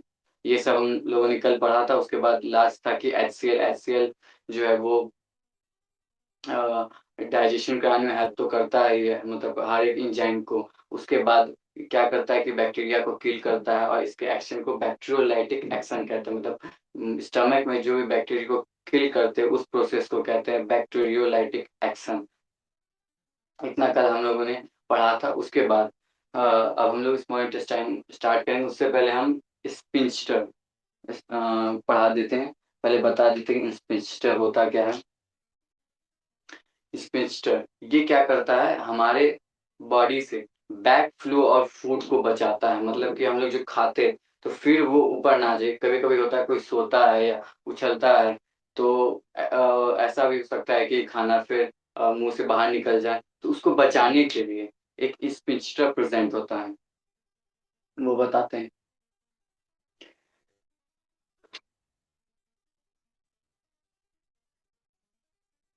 Sphincter, SPINCHTER, it prevent backflow of food, backflow of food।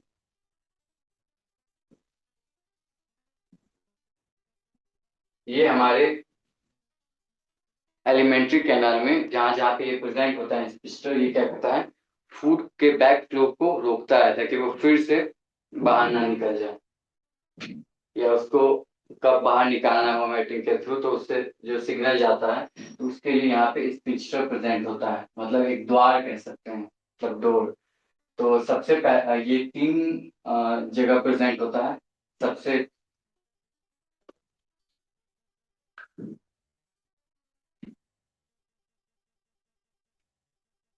सबसे पहला आता है gastro oesophageal sphincter.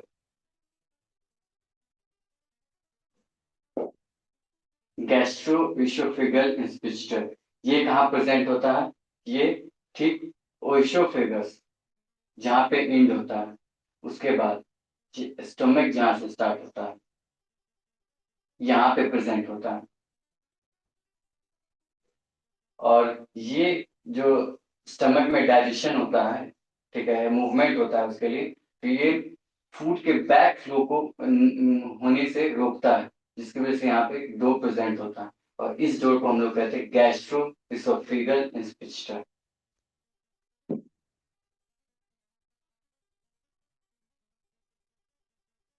Present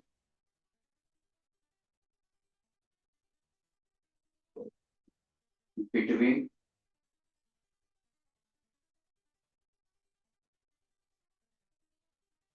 esophagus and stomach।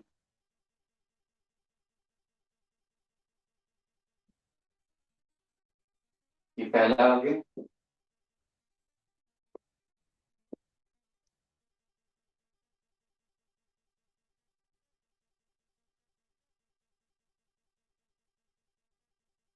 दूसरा होता है पाइलोरिक स्पिंस्टर।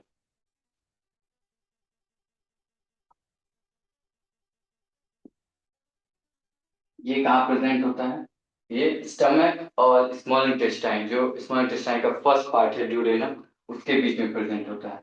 ये हमारा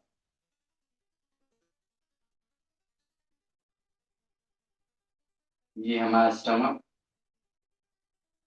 और यहाँ से स्मॉल इंटेस्टाइन का first part duodenum, small intestine का जो फर्स्ट पार्ट है, और स्टोमक का लास्ट पार्ट पाइलोरिक, जो हम लोगों ने बताया था आपको। सबसे पहला पार्ट कार्डियस होता है, फिर फंडस कार्डियक होता है, फंडस होता है, बॉडी होता है, उसके बाद लास्ट पाइलोरिक होता है। तो ये स्टमक का लास्ट पार्ट है पाइलोरिक, उसके और स्मॉल इंटेस्टाइन का जो फर्स्ट पार्ट है, मतलब छोटी आंत का पहला पार्ट ड्यूडेनम, उसके बीच प्रेजेंट होता है। ये भी क्या कर रहा है, स्मॉल इंटेस्टाइन से ये फूड का बैक फ्लो ना हो उसको रोकता है स्पिंस्टर, और इस स्पिंस्टर का नाम है पाइलोरिक स्पिंस्टर। तो लिखेंगे present between end part of stomach, the pyloric, and starting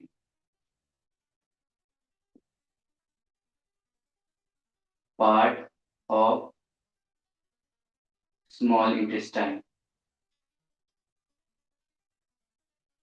the duodenum। duodenum। ये हो गया। फिर लास्ट है हमारा तीसरा, sphincter of Oddi, SPINCHTER, sphincter of Oddi, ODDI, sphincter of Oddi. ये कहाँ प्रेजेंट होता है? हमने आपको liver duct of liver pancreas में बताया था कि एक हेपेटोपेनक्रियाटिक डक्ट होता है, मतलब जो एक सिस्टिक डक्ट हुआ गॉलब्लैडर से आया, फिर हेपेटिक डक्ट हुआ जो लीवर से आया, दोनों कंबाइन जहाँ पे किया उस कॉमन बाइल डक्ट, उसके बाद कॉमन बाइल डक्ट जो है आया, उससे ये पेनक्रियाटिक डक्ट कनेक्ट हुआ। तो जहाँ पे कॉमन बाइल डक्ट और पेनक्रियाटिक डक्ट दोनों जहाँ पे कनेक्ट होता है, तो वहां पे भी एक डोर प्रेजेंट होता है, जो स्मॉल इंटेस्टाइन में जो फूड रहता है वो पैनक्रियाज में न जा पाए उससे रोकता है, क्योंकि पैनक्रियाज से हमको सिर्फ एंजाइम और हार्मोन चाहिए, ना कि उसमें ये फूड मटेरियल को भेजना होता है। तो वहां पे एक इंस्पिक्टर ऑफ ऑडी प्रेजेंट होता है, मतलब जैसे मान लीजिए यहाँ पे ये स्मॉल इंटेस्टाइन का फर्स्ट पार्ट ड्यूडेनम है, और यहाँ पे कॉमन बाइल डक्ट आ रहा है, और यहाँ पे पैनक्रियाटिक डक्ट है, ये पैनक्रियाज है।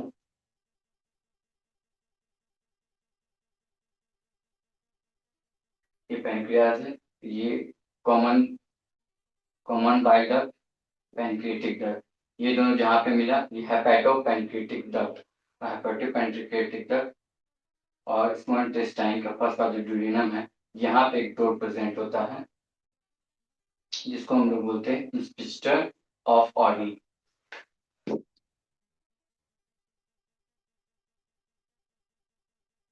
लिखेंगे present between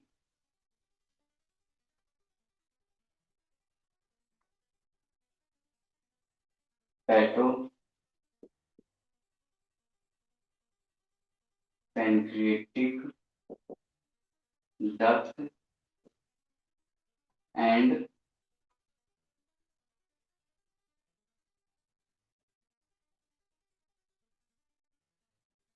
first part of small intestine.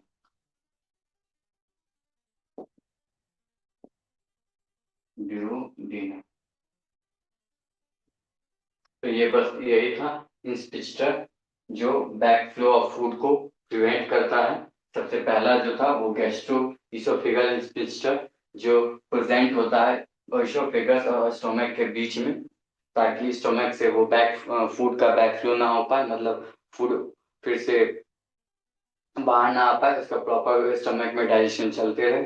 उसके बाद सेकेंड जो था वो था पाइलोरिक इंस्पिक्टर जो present between in part of stomach, मतलब हमारे पेट के सबसे अंतिम भाग पाइलोरिक और सबसे पहला भाग स्मॉल इंटेस्टाइन का ड्यूडेनम के बीच में प्रेजेंट होता है। उसके बाद तीसरा जो पार्ट था वो इंस्पिक्टर ऑफ ऑडी जो हेपेटोपेनक्रियाटिक डक्ट, मतलब जो पैनक्रियाज और कॉमन बाइल डक्ट जहाँ पे मिलता है उसके, और स्मॉल इंटेस्टाइन का फर्स्ट भाग पहला भाग ड्यूडेनम उसके बीच में प्रेजेंट होता है इंस्पिक्टर ऑफ ऑडी। ये था इंस्पिक्टर।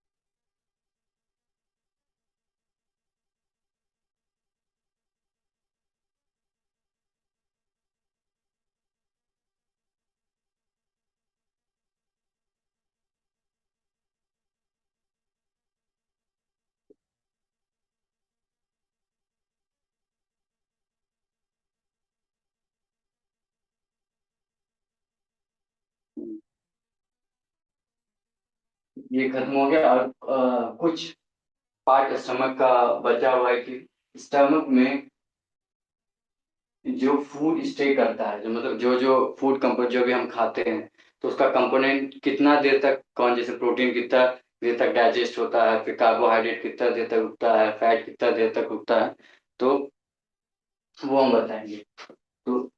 state of food in stomach, मतलब पेट में कितना देर तक कौन सा खाना फूड कंपोनेंट रुकता है। तो सबसे पहले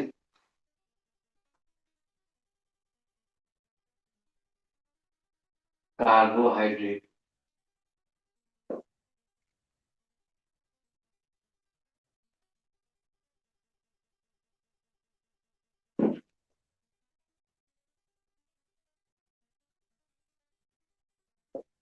ये 2 से 3 घंटा रुकता है। उसके बाद प्रोटीन, ये 3 आवर्स के बाद फैट्स, ये 3 से 4 आवर्स, कार्बोहाइड्रेट, प्रोटीन, फैट्स, ये 3 हो गया। और फिर मिक्स फूड मतलब जिसमें हल्का प्रोटीन भी हो, हल्का फैट भी हो और हल्का कार्बोहाइड्रेट भी हो। ये एवरेज 2 से 3 घंटा रुकता है। बस ये इतना ही था। अब हम लोग स्मॉल इंटेस्टाइन स्टार्ट करेंगे, मतलब छोटी आंत।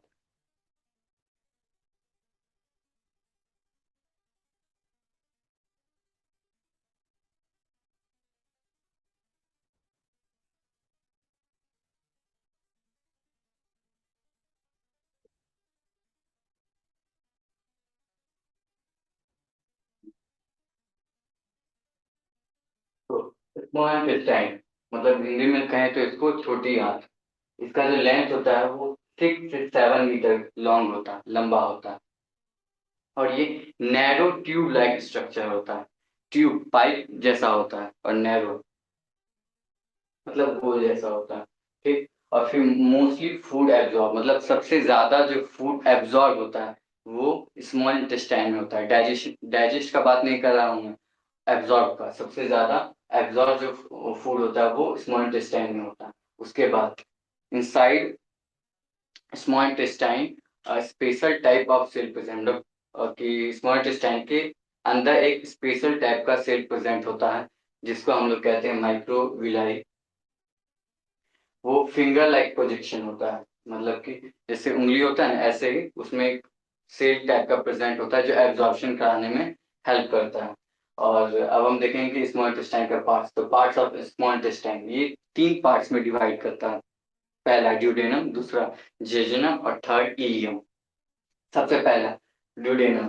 ड्यूडेनम जो है वो 20 से 25 सेंटीमीटर का होता है, जो हम लोग देखे थे यहाँ पे। ये स्मॉल इंटेस्टाइन का फर्स्ट पार्ट है जहाँ पे पैनक्रियाज स्टक होता है, ठीक है। ये जो पार्ट है ये ड्यूडेनम है, मतलब स्मॉल इंटेस्टाइन का फर्स्ट पार्ट, ठीक है। उसके बाद ये जो है 20 से 25 सेंटीमीटर का होता है, ठीक। उसके बाद फिर जो यहाँ से स्टार्ट होता है ड्यूडेनम के बाद ये जेजुनम है। और ड्यूडेनम जो है जो फूड स्टमक में डाइजेस्ट हुआ उसके बाद जो आता है, तो ये ड्यूडेनम क्या करता है, जो भी बाइल जूस आया, ठीक है, बाइल जूस लीवर से आया, उसके बाद पैनक्रियास से जो पैनक्रियाटिक जूस आया, तो दोनों जूस को ला करके जो भी फूड कंपोनेंट को डाइजेस्ट करवाना होता है तो उसके साथ उसको मिक्स करता है। मतलब पैनक्रियाटिक जूस और बाइल जूस को जहाँ पे मिक्स होता है फूड के साथ, क्योंकि देखिए डाइजेशन तो वो या तो स्टमक में होगा या तो स्मॉल इंटेस्टाइन में होगा। लीवर में डाइजेशन तो नहीं होता, लीवर का काम बस होता है क्या कि बाइल जूस को सिक्रेट किया, उसके बाद डक्ट के थ्रू वो ड्यूडेनम में स्मॉल इंटेस्टाइन में भेज दिया। वैसे ही पैनक्रियास जो है ये भी हार्मोन और एंजाइम सिक्रेट किया और ये स्मॉल इंटेस्टाइन में भेज दिया डाइजेशन के लिए। तो लीवर से बाइल जूस आया और फिर पैनक्रियास से पैनक्रियाटिक जूस आया, दोनों आकर के ड्यूडेनम में गया, मतलब स्मॉल इंटेस्टाइन का जो फर्स्ट पार्ट है। फिर वहां पे जो भी फूड कंपोनेंट है या फैट्स है ये उसको डाइजेस्ट कराने में हेल्प करता है, ठीक। उसके बाद सेकंड जेजुनम। जेजुनम ड्यूडेनम के बाद स्टार्ट होता है जेजुनम। ये इसका जो लेंथ होता है ये 2.5 होता है। ये स्मॉल इंटेस्टाइन का बीच का भाग है ठीक है। और जो एक माइक्रोविलाई हम आपको बताए थे, जो फिंगर लाइक प्रोजेक्शन होता है, जो एब्जॉर्प्शन कराने में हेल्प करता है। जो भी फूड डाइजेस्ट हो गया, डाइजेस्ट होने के बाद वो एब्जॉर्ब करेगा, तभी हमारे वो ब्लड में जाता है और हमारा बॉडी ये डेवलपमेंट करता है। तो ये जो है, इसी में माइक्रोविलाई प्रेजेंट होता है। मतलब सबसे पहले माइक्रोविलाई जहाँ प्रेजेंट होता है वो है जेजिनम स्मॉल इंटेस्टाइन का सेकेंड पार्ट या मिडिल पार्ट कह सकते हैं। और यहाँ पे जो एब्जॉर्प्शन होता है वो किसका होता है? ग्लूकोज का होता है, फैटी एसिड का होता है और एमिनो एसिड।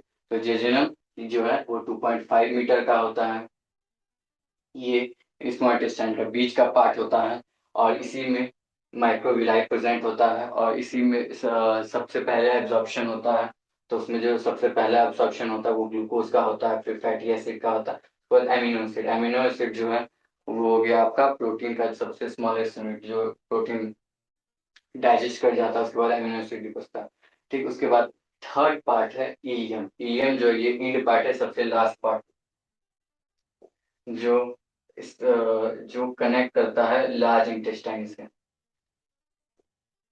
ठीक है, तो जहाँ जो लार्ज इंटेस्टाइन से कनेक्ट किया, स्मॉल इंटेस्टाइन का लास्ट पार्ट, उसका जो लेंथ होता है वो 3 मीटर लॉन्ग होता है। मतलब सबसे लंबा जो है वो इलियम ही होता है, वो जो 3 मीटर लॉन्ग होता है। और इसमें भी माइक्रोविलाई प्रेजेंट होता है, जो एब्जॉर्ब करवाता है विटामिन B12 को और बाइल एसिड्स। बाइल एसिड्स क्या हुआ?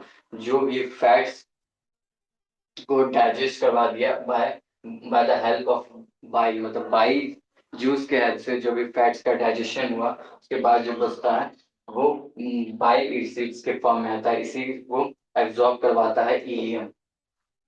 मतलब इलियम में जो माइक्रोविलाई है, माइक्रोविलाई कैसा होता है वो हम बता देते हैं।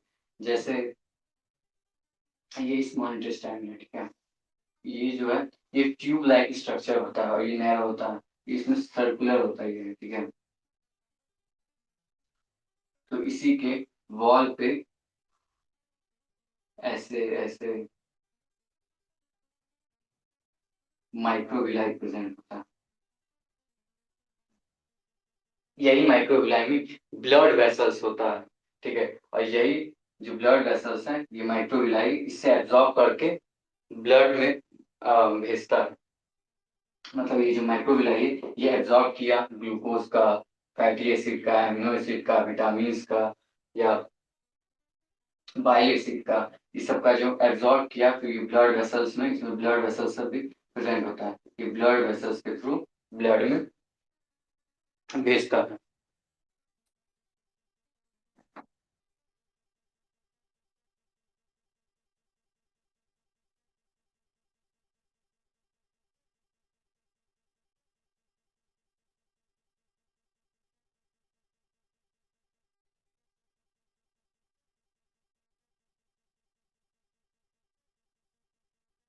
और ये जो माइक्रोविलाई है, ये विलाई के अंदर प्रेजेंट होता है। मतलब इससे बड़ा एक विलाई होता है, इसी के अंदर माइक्रोविलाई प्रेजेंट होता है, जिसका लेंथ होता है 0.5 to 1 सेंटीमीटर। यही सब एब्जॉर्प्शन कराने में हेल्प करता है, ठीक है। तो जो विलाई में स्पेशल जो एब्जॉर्प्शन होता है, माइक्रोविलाई में तो सब फूड कंपोनेंट का एब्जॉर्प्शन होता ही है, लेकिन जो सबसे पहले एब्जॉर्प्शन करवाता है वो कार्बोहाइड्रेट का एंड प्रोटीन। जो सबसे पहला जो एब्जॉर्प्शन हुआ वो विलाई में हुआ। ये भी फिंगर लाइक प्रोजेक्शन होता है और इसी के अंदर माइक्रोविलाई प्रेजेंट होता है। तो जो ये विलाई है, ये 0.5 से 1 सेंटीमीटर का होता है और ये का सबसे पहले कार्बोहाइड्रेट का एब्जॉर्प्शन करवाया, फिर प्रोटीन का एब्जॉर्प्शन करवाया। उसके बाद जो भी फूड कंपोनेंट बचता है उसको माइक्रोविलाई में भेज देता है। माइक्रोविलाई एब्जॉर्ब करवा के ब्लड वेसल्स के थ्रू ब्लड स्ट्रीम में भेज देता है। फिर वो जा करके हमारी बॉडी में बहुत जगह भेजता है डेवलपमेंट के लिए। बस स्मॉल इंटेस्टाइन का आज बेसिक इतना ही था। उसके बाद नेक्स्ट हम इसका फंक्शन और एंजाइम पढ़ेंगे। तो फिर पहले जो भी पढ़ा है इसको रिपीट कर देते हैं। तो सबसे पहले हम आपको पढ़ाएंगे स्पीच ट्रैक क्या होता है, बैक फ्लो ऑफ फूड को प्रिवेंट करता है, ठीक है, मतलब फूड फिर से ना बाहर आ जाए, जो हम खाए हैं उसको बचाता है। तो वो 3 पार्ट्स में डिवाइड होता है और 3 जगह प्रेजेंट होता है। सबसे पहला जो है गैस्ट्रो इसोफेगल स्पीच ट्रैक, ये जो है ओइसोफेगस फूड पाइप जो है, और स्टमक मतलब हमारा पेट, वो दोनों के बीच में द्वार जो प्रेजेंट होता है स्पीच ट्रैक, उसको गैस्ट्रो इसोफेगल स्पीच ट्रैक कहता है। उसके बाद सेकेंड जो स्पीच ट्रैक जहाँ पे प्रेजेंट होता है द्वार, वो है आपका पाइलोडिक स्पीच ट्रैक। ये जो है हमारे स्टमक पेट के सबसे अंतिम भाग पाइलोरिक, और स्मॉल इंटेस्टाइन का सबसे पहला भाग ड्यूडेनम, उसके बीच द्वार जो प्रेजेंट होता है उसको हम लोग पाइलोरिक स्पीच ट्रैक कहते हैं।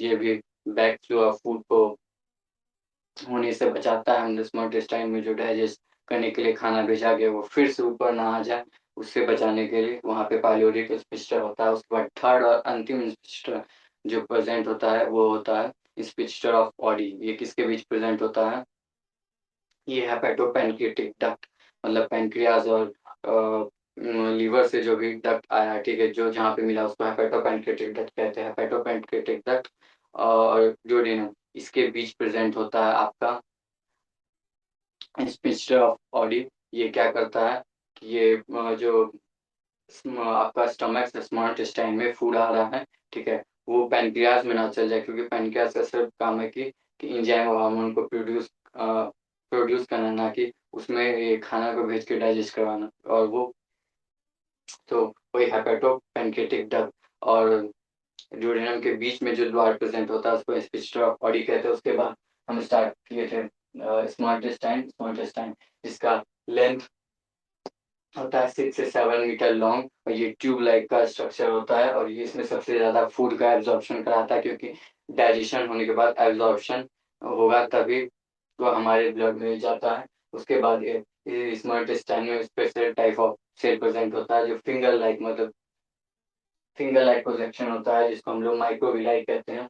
हमारा स्मॉल इंटेस्टाइन जो है वो 3 पार्ट्स में डिवाइड है। पहला ड्यूडेनम, जिसका लेंथ 20 से 25 सेंटीमीटर होता है, और हमारे स्टमक में जो डाइजेस्ट हुआ, ठीक है, तो उससे जो खाना आया, तो उसमें जो भी फैट्स रहता है, ठीक है, तो उसको डाइजेस्ट करवाने के लिए और जो कंपोनेंट होता है, तो लीवर से जो बाइल जूस आया और पैनक्रियाटिक जूस आया, वो जहाँ पे मिक्स होता है वो ड्यूडेनम है, जिसमें इंटेस्टाइन का फर्स्ट पार्ट है। उसके बाद जेजिनम, जो है जिसका लेंथ होता है 2.5 मीटर होता है, ये मिडल पार्ट हुआ। यहीं पे माइक्रोविलाई सबसे पहले प्रेजेंट होता है, जो एब्जॉर्प्शन कराता है किसका, ग्लूकोज का, फैटी एसिड का, एमिनो एसिड का। उसके बाद थर्ड पार्ट इलियम, जो है सबसे लास्ट पार्ट पर, ये सबसे लंबा होता है, 3 मीटर लॉन्ग होता है, इसमें भी माइक्रोविलाई प्रेजेंट होता है। ये एब्जॉर्प्शन कराता है किसका, विटामिन B12 का और बाइल एसिड्स का। और ठीक स्मॉल इंटेस्टाइन में ही हमारा माइक्रोविलाई प्रेजेंट होता है। विलाई के अंदर ही माइक्रोविलाई होता है। विलाई का जो लेंथ होता है वो 0.5 to 1 सेंटीमीटर होता है, और इसमें सबसे पहले जो इसका एब्जॉर्प्शन था वो कार्बोहाइड्रेट का होता है, प्रोटीन का होता है। उसके बाद रेस्ट जो भी है तो वो माइक्रोविलाई में एब्जॉर्प्शन हुआ, और इसी में ब्लड वेसल्स प्रेजेंट होता है, जो ब्लड में फूड कंपोनेंट को भेजता है। आज के लिए बस इतना ही था। और लास्ट मैंने बताया था कि हमारे पेट में जो भी खाना रुकता है वो कितना देर तक, कार्बोहाइड्रेट जो है वो 2 से 3 घंटा रुकता है, प्रोटीन जो है वो 3 आवर्स रुकता है, और फिर जो फैट्स है वो आपका 3 to 4 आवर्स रुकता है, रुकने का बात करें डाइजेशन करने। उसके बाद लास्ट मिक्स फूड मतलब जो कि हल्का सा प्रोटीन भी है, हल्का सा जिसमें फैट भी है, कार्बोहाइड्रेट भी, सब हल्का हल्का जो है वो 2 से 3 आवर तक हमारे पेट में स्टे करता है, मतलब रुकता है।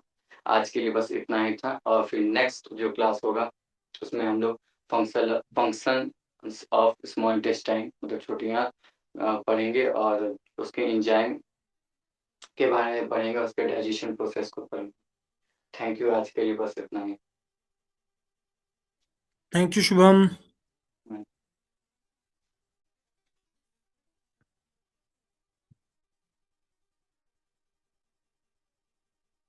ओके, तो ये था हमारा एनाटॉमी फिजियोलॉजी का जो पार्ट टुडे के लेक्चर, आज के लेक्चर का। तो अभी तक जो हमने एनाटॉमी फिजियोलॉजी पढ़ी है उसमें पहले हमने लीवर के रिगार्डिंग पढ़ा था, और उसके बाद आगे चलते हुए हमने GIT सिस्टम को स्टार्ट किया। हमने buccal cavity, mouth buccal cavity, tongue, enzymes, उसके regarding enzymes, then oesophagus, then stomach, हमने इन सारी चीज़ों की फंक्शनैलिटी और फंक्शंस और उसको काम करने के तरीका, उन सारी चीज़ों को हम पढ़ रहे हैं। इसके रिगार्डिंग के जो आपको नोट्स हैं वो मिल चुके हैं। जो आज और पिछले कल का जो लेक्चर था उसके नोट्स अभी आपको आगे चल के मिलेंगे। अभी मैं आप सबसे रिक्वेस्ट करूंगा कि प्लीज़ उन नोट्स को जरूर स्टडी करें। अब आगे एक दिन का समय है, संडे तो सारे के लिए रेस्ट होता है, तो कल सैटरडे को आप अपने जब क्लिनिक में बैठे हों तो प्लीज़ एक बार उन नोट्स को जरूर स्टडी करें। नोट्स को स्टडी करने के बाद आप आगे उसमें जो आपके क्वेश्चंस हैं,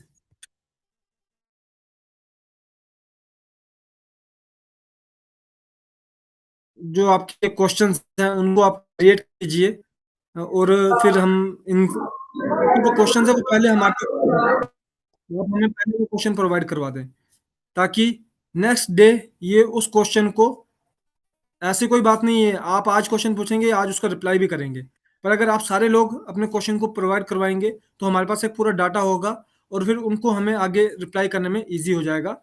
इसलिए प्लीज़ अपने क्वेश्चन को प्रिपेयर करें एनाटॉमी फिजियोलॉजी के रिगार्डिंग, वो आप मुझे प्रोवाइड करवाएं और उसके बाद हम वो शुभम सर से डिस्कस करके वो आपको उसके आगे एक्सप्लेनेशन और जो भी उसमें आपको क्लियरेंस करवानी है वो आपको करवाएंगे। तो एक पार्ट हमारे लेक्चर का ये था। अभी 5 बज रहे हैं तो मैं अपना लेक्चर जो है वो मंडे को ही कंप्लीट करूंगा।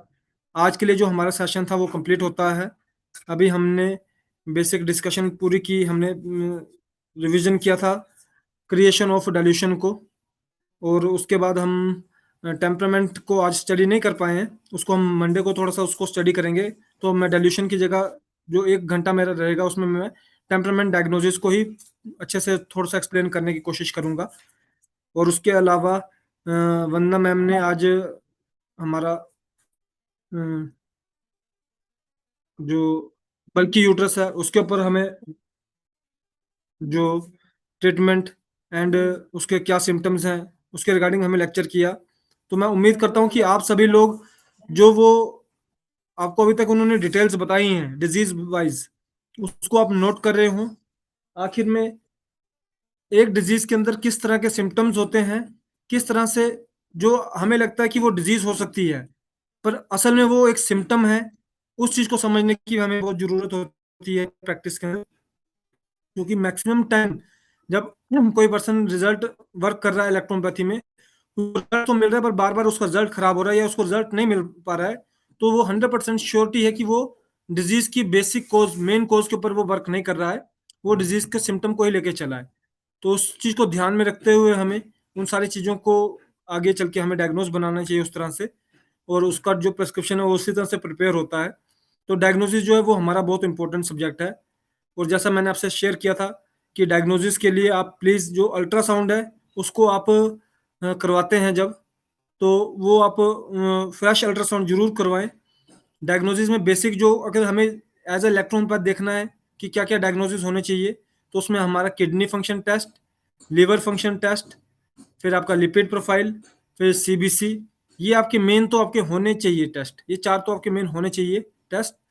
और उसके अलावा आपका अल्ट्रासाउंड होल बॉडी में, मतलब होल आपका एब्डोमेन एंड पेल्विस का अल्ट्रासाउंड होना चाहिए। फीमेल है तो पेल्विस भी उसमें इंक्लूडेड होना चाहिए, मेल का भी whole abdomen and pelvis ultrasound होना चाहिए।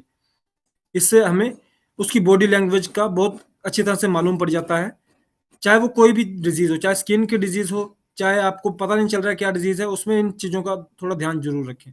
आपको लगता है कि बहुत ज़्यादा चीज़ें हो रही हैं तो एक चीज़ को करवा लें, अल्ट्रासाउंड करवाएंगे तो ये सारी चीज़ें एक साथ उसमें क्लियर हो जाएंगी। फॉर एग्जाम्पल आपने अल्ट्रासाउंड करवाया और वो बिल्कुल नॉर्मल निकल के आया पर फिर भी पेशेंट को दिक्कत है, तो उससे हमें समझ आ जाएगी कि ऑर्गन की जो फंक्शनैलिटी है उसके अंदर दिक्कत है, ना कि उसकी पैथोलॉजी के अंदर, ना कि उसके जो फिजिकल हेल्थ के अंदर कोई दिक्कत नहीं है। तो जो हम ट्रीटमेंट करेंगे फिर उस रिगार्डिंग करेंगे। अगर आप सिर्फ रिपोर्ट करते हैं तो उसमें आप कई बार देखेंगे उसका किडनी फंक्शन टेस्ट के भी पैरामीटर खराब आते हैं, लिवर फंक्शन टेस्ट के पैरामीटर खराब आते हैं। मैं आपको बता रहा था हमारा चैप्टर नंबर 6 है, उसके अंदर हमने इन्हीं रिपोर्ट्स को एक्सप्लेन किया है, वो भी हमने ब्लड एंड लिम्फ से इलेक्ट्रोपैथिक कॉन्सेप्ट के ऊपर उसको एक्सप्लेन करने की कोशिश की है। अगर मान लीजिए बिलिरुबिन है तो आपका ब्लड में आता है या लिम्फ कैरेक्टर में आता है, तो उसके रिगार्डिंग आपका मान लीजिए उससे आपको क्या इजी हो जाएगा। फॉर एग्जांपल आपके पास एक रिपोर्ट आई है, आप उसमें kidney function test, liver function test, इस तरह के सारे टेस्ट हैं उसके अंदर, और आपने उस रिपोर्ट को जब स्टडी करते हैं तो आपके पास पैरामीटर्स हैं जो खराब हैं या सही हैं। आपने पेशेंट का टेम्परामेंट कंफर्म कर लिया, उसके बाद आपने उसके पैरामीटर्स को जब देखा जो खराब है, आप मान लीजिए आपने कंफर्म किया है कि वो सेंगुइन पर्सन है, और जब आप उसके पैरामीटर्स चेक करेंगे तो आप पाते हैं कि ब्लड ही पैरामीटर उसमें खराब है, तो उससे आपका टेम्परामेंट डायग्नोसिस जो है और डायग्नोस करने का जो तरीका है वो और फ्यूचर के लिए जो है पक्का हो जाता है। जो रिपोर्ट है वो सिर्फ पेशेंट को संतावना और पेशेंट को उनकी संतुष्टि के लिए है। एज अ डॉक्टर हमें मालूम पड़ जाता है शुरू में ही कि इसमें क्या बीमारी हो सकती है और हमें इसमें क्या देना है, तो इस चीज को ध्यान में रखते हुए हमें इन सारी चीजों को आगे लेके चलना होता है। तो आगे आने वाले लेक्चर्स में हम इन सारी चीजों को डिस्कस भी करेंगे। तो आज का हमारा लेक्चर यहीं पे एंड होगा, और आज फ्राइडे है, आज का हमारा इस वीक का लास्ट लेक्चर है। दोबारा हम मंडे को दोबारा 3 बजे मिलेंगे। आप अपने नियर एंड डियर जो डॉक्टर हैं उनको भी इस चीज को प्रमोट करें कि वो इन ऑनलाइन सेशन से जुड़ें, और हम भी आपको फुल अपनी तरफ से पूरी कोशिश करेंगे कि जितना ज्यादा हो सके उतना हम आप तक अपनी इंफॉर्मेशन पहुंचा सके। इसी के साथ बहुत बहुत धन्यवाद आपका लेक्चर में जुड़ने के लिए। मोबाइल में डॉक्टर साहब, ये डॉक्टर साहब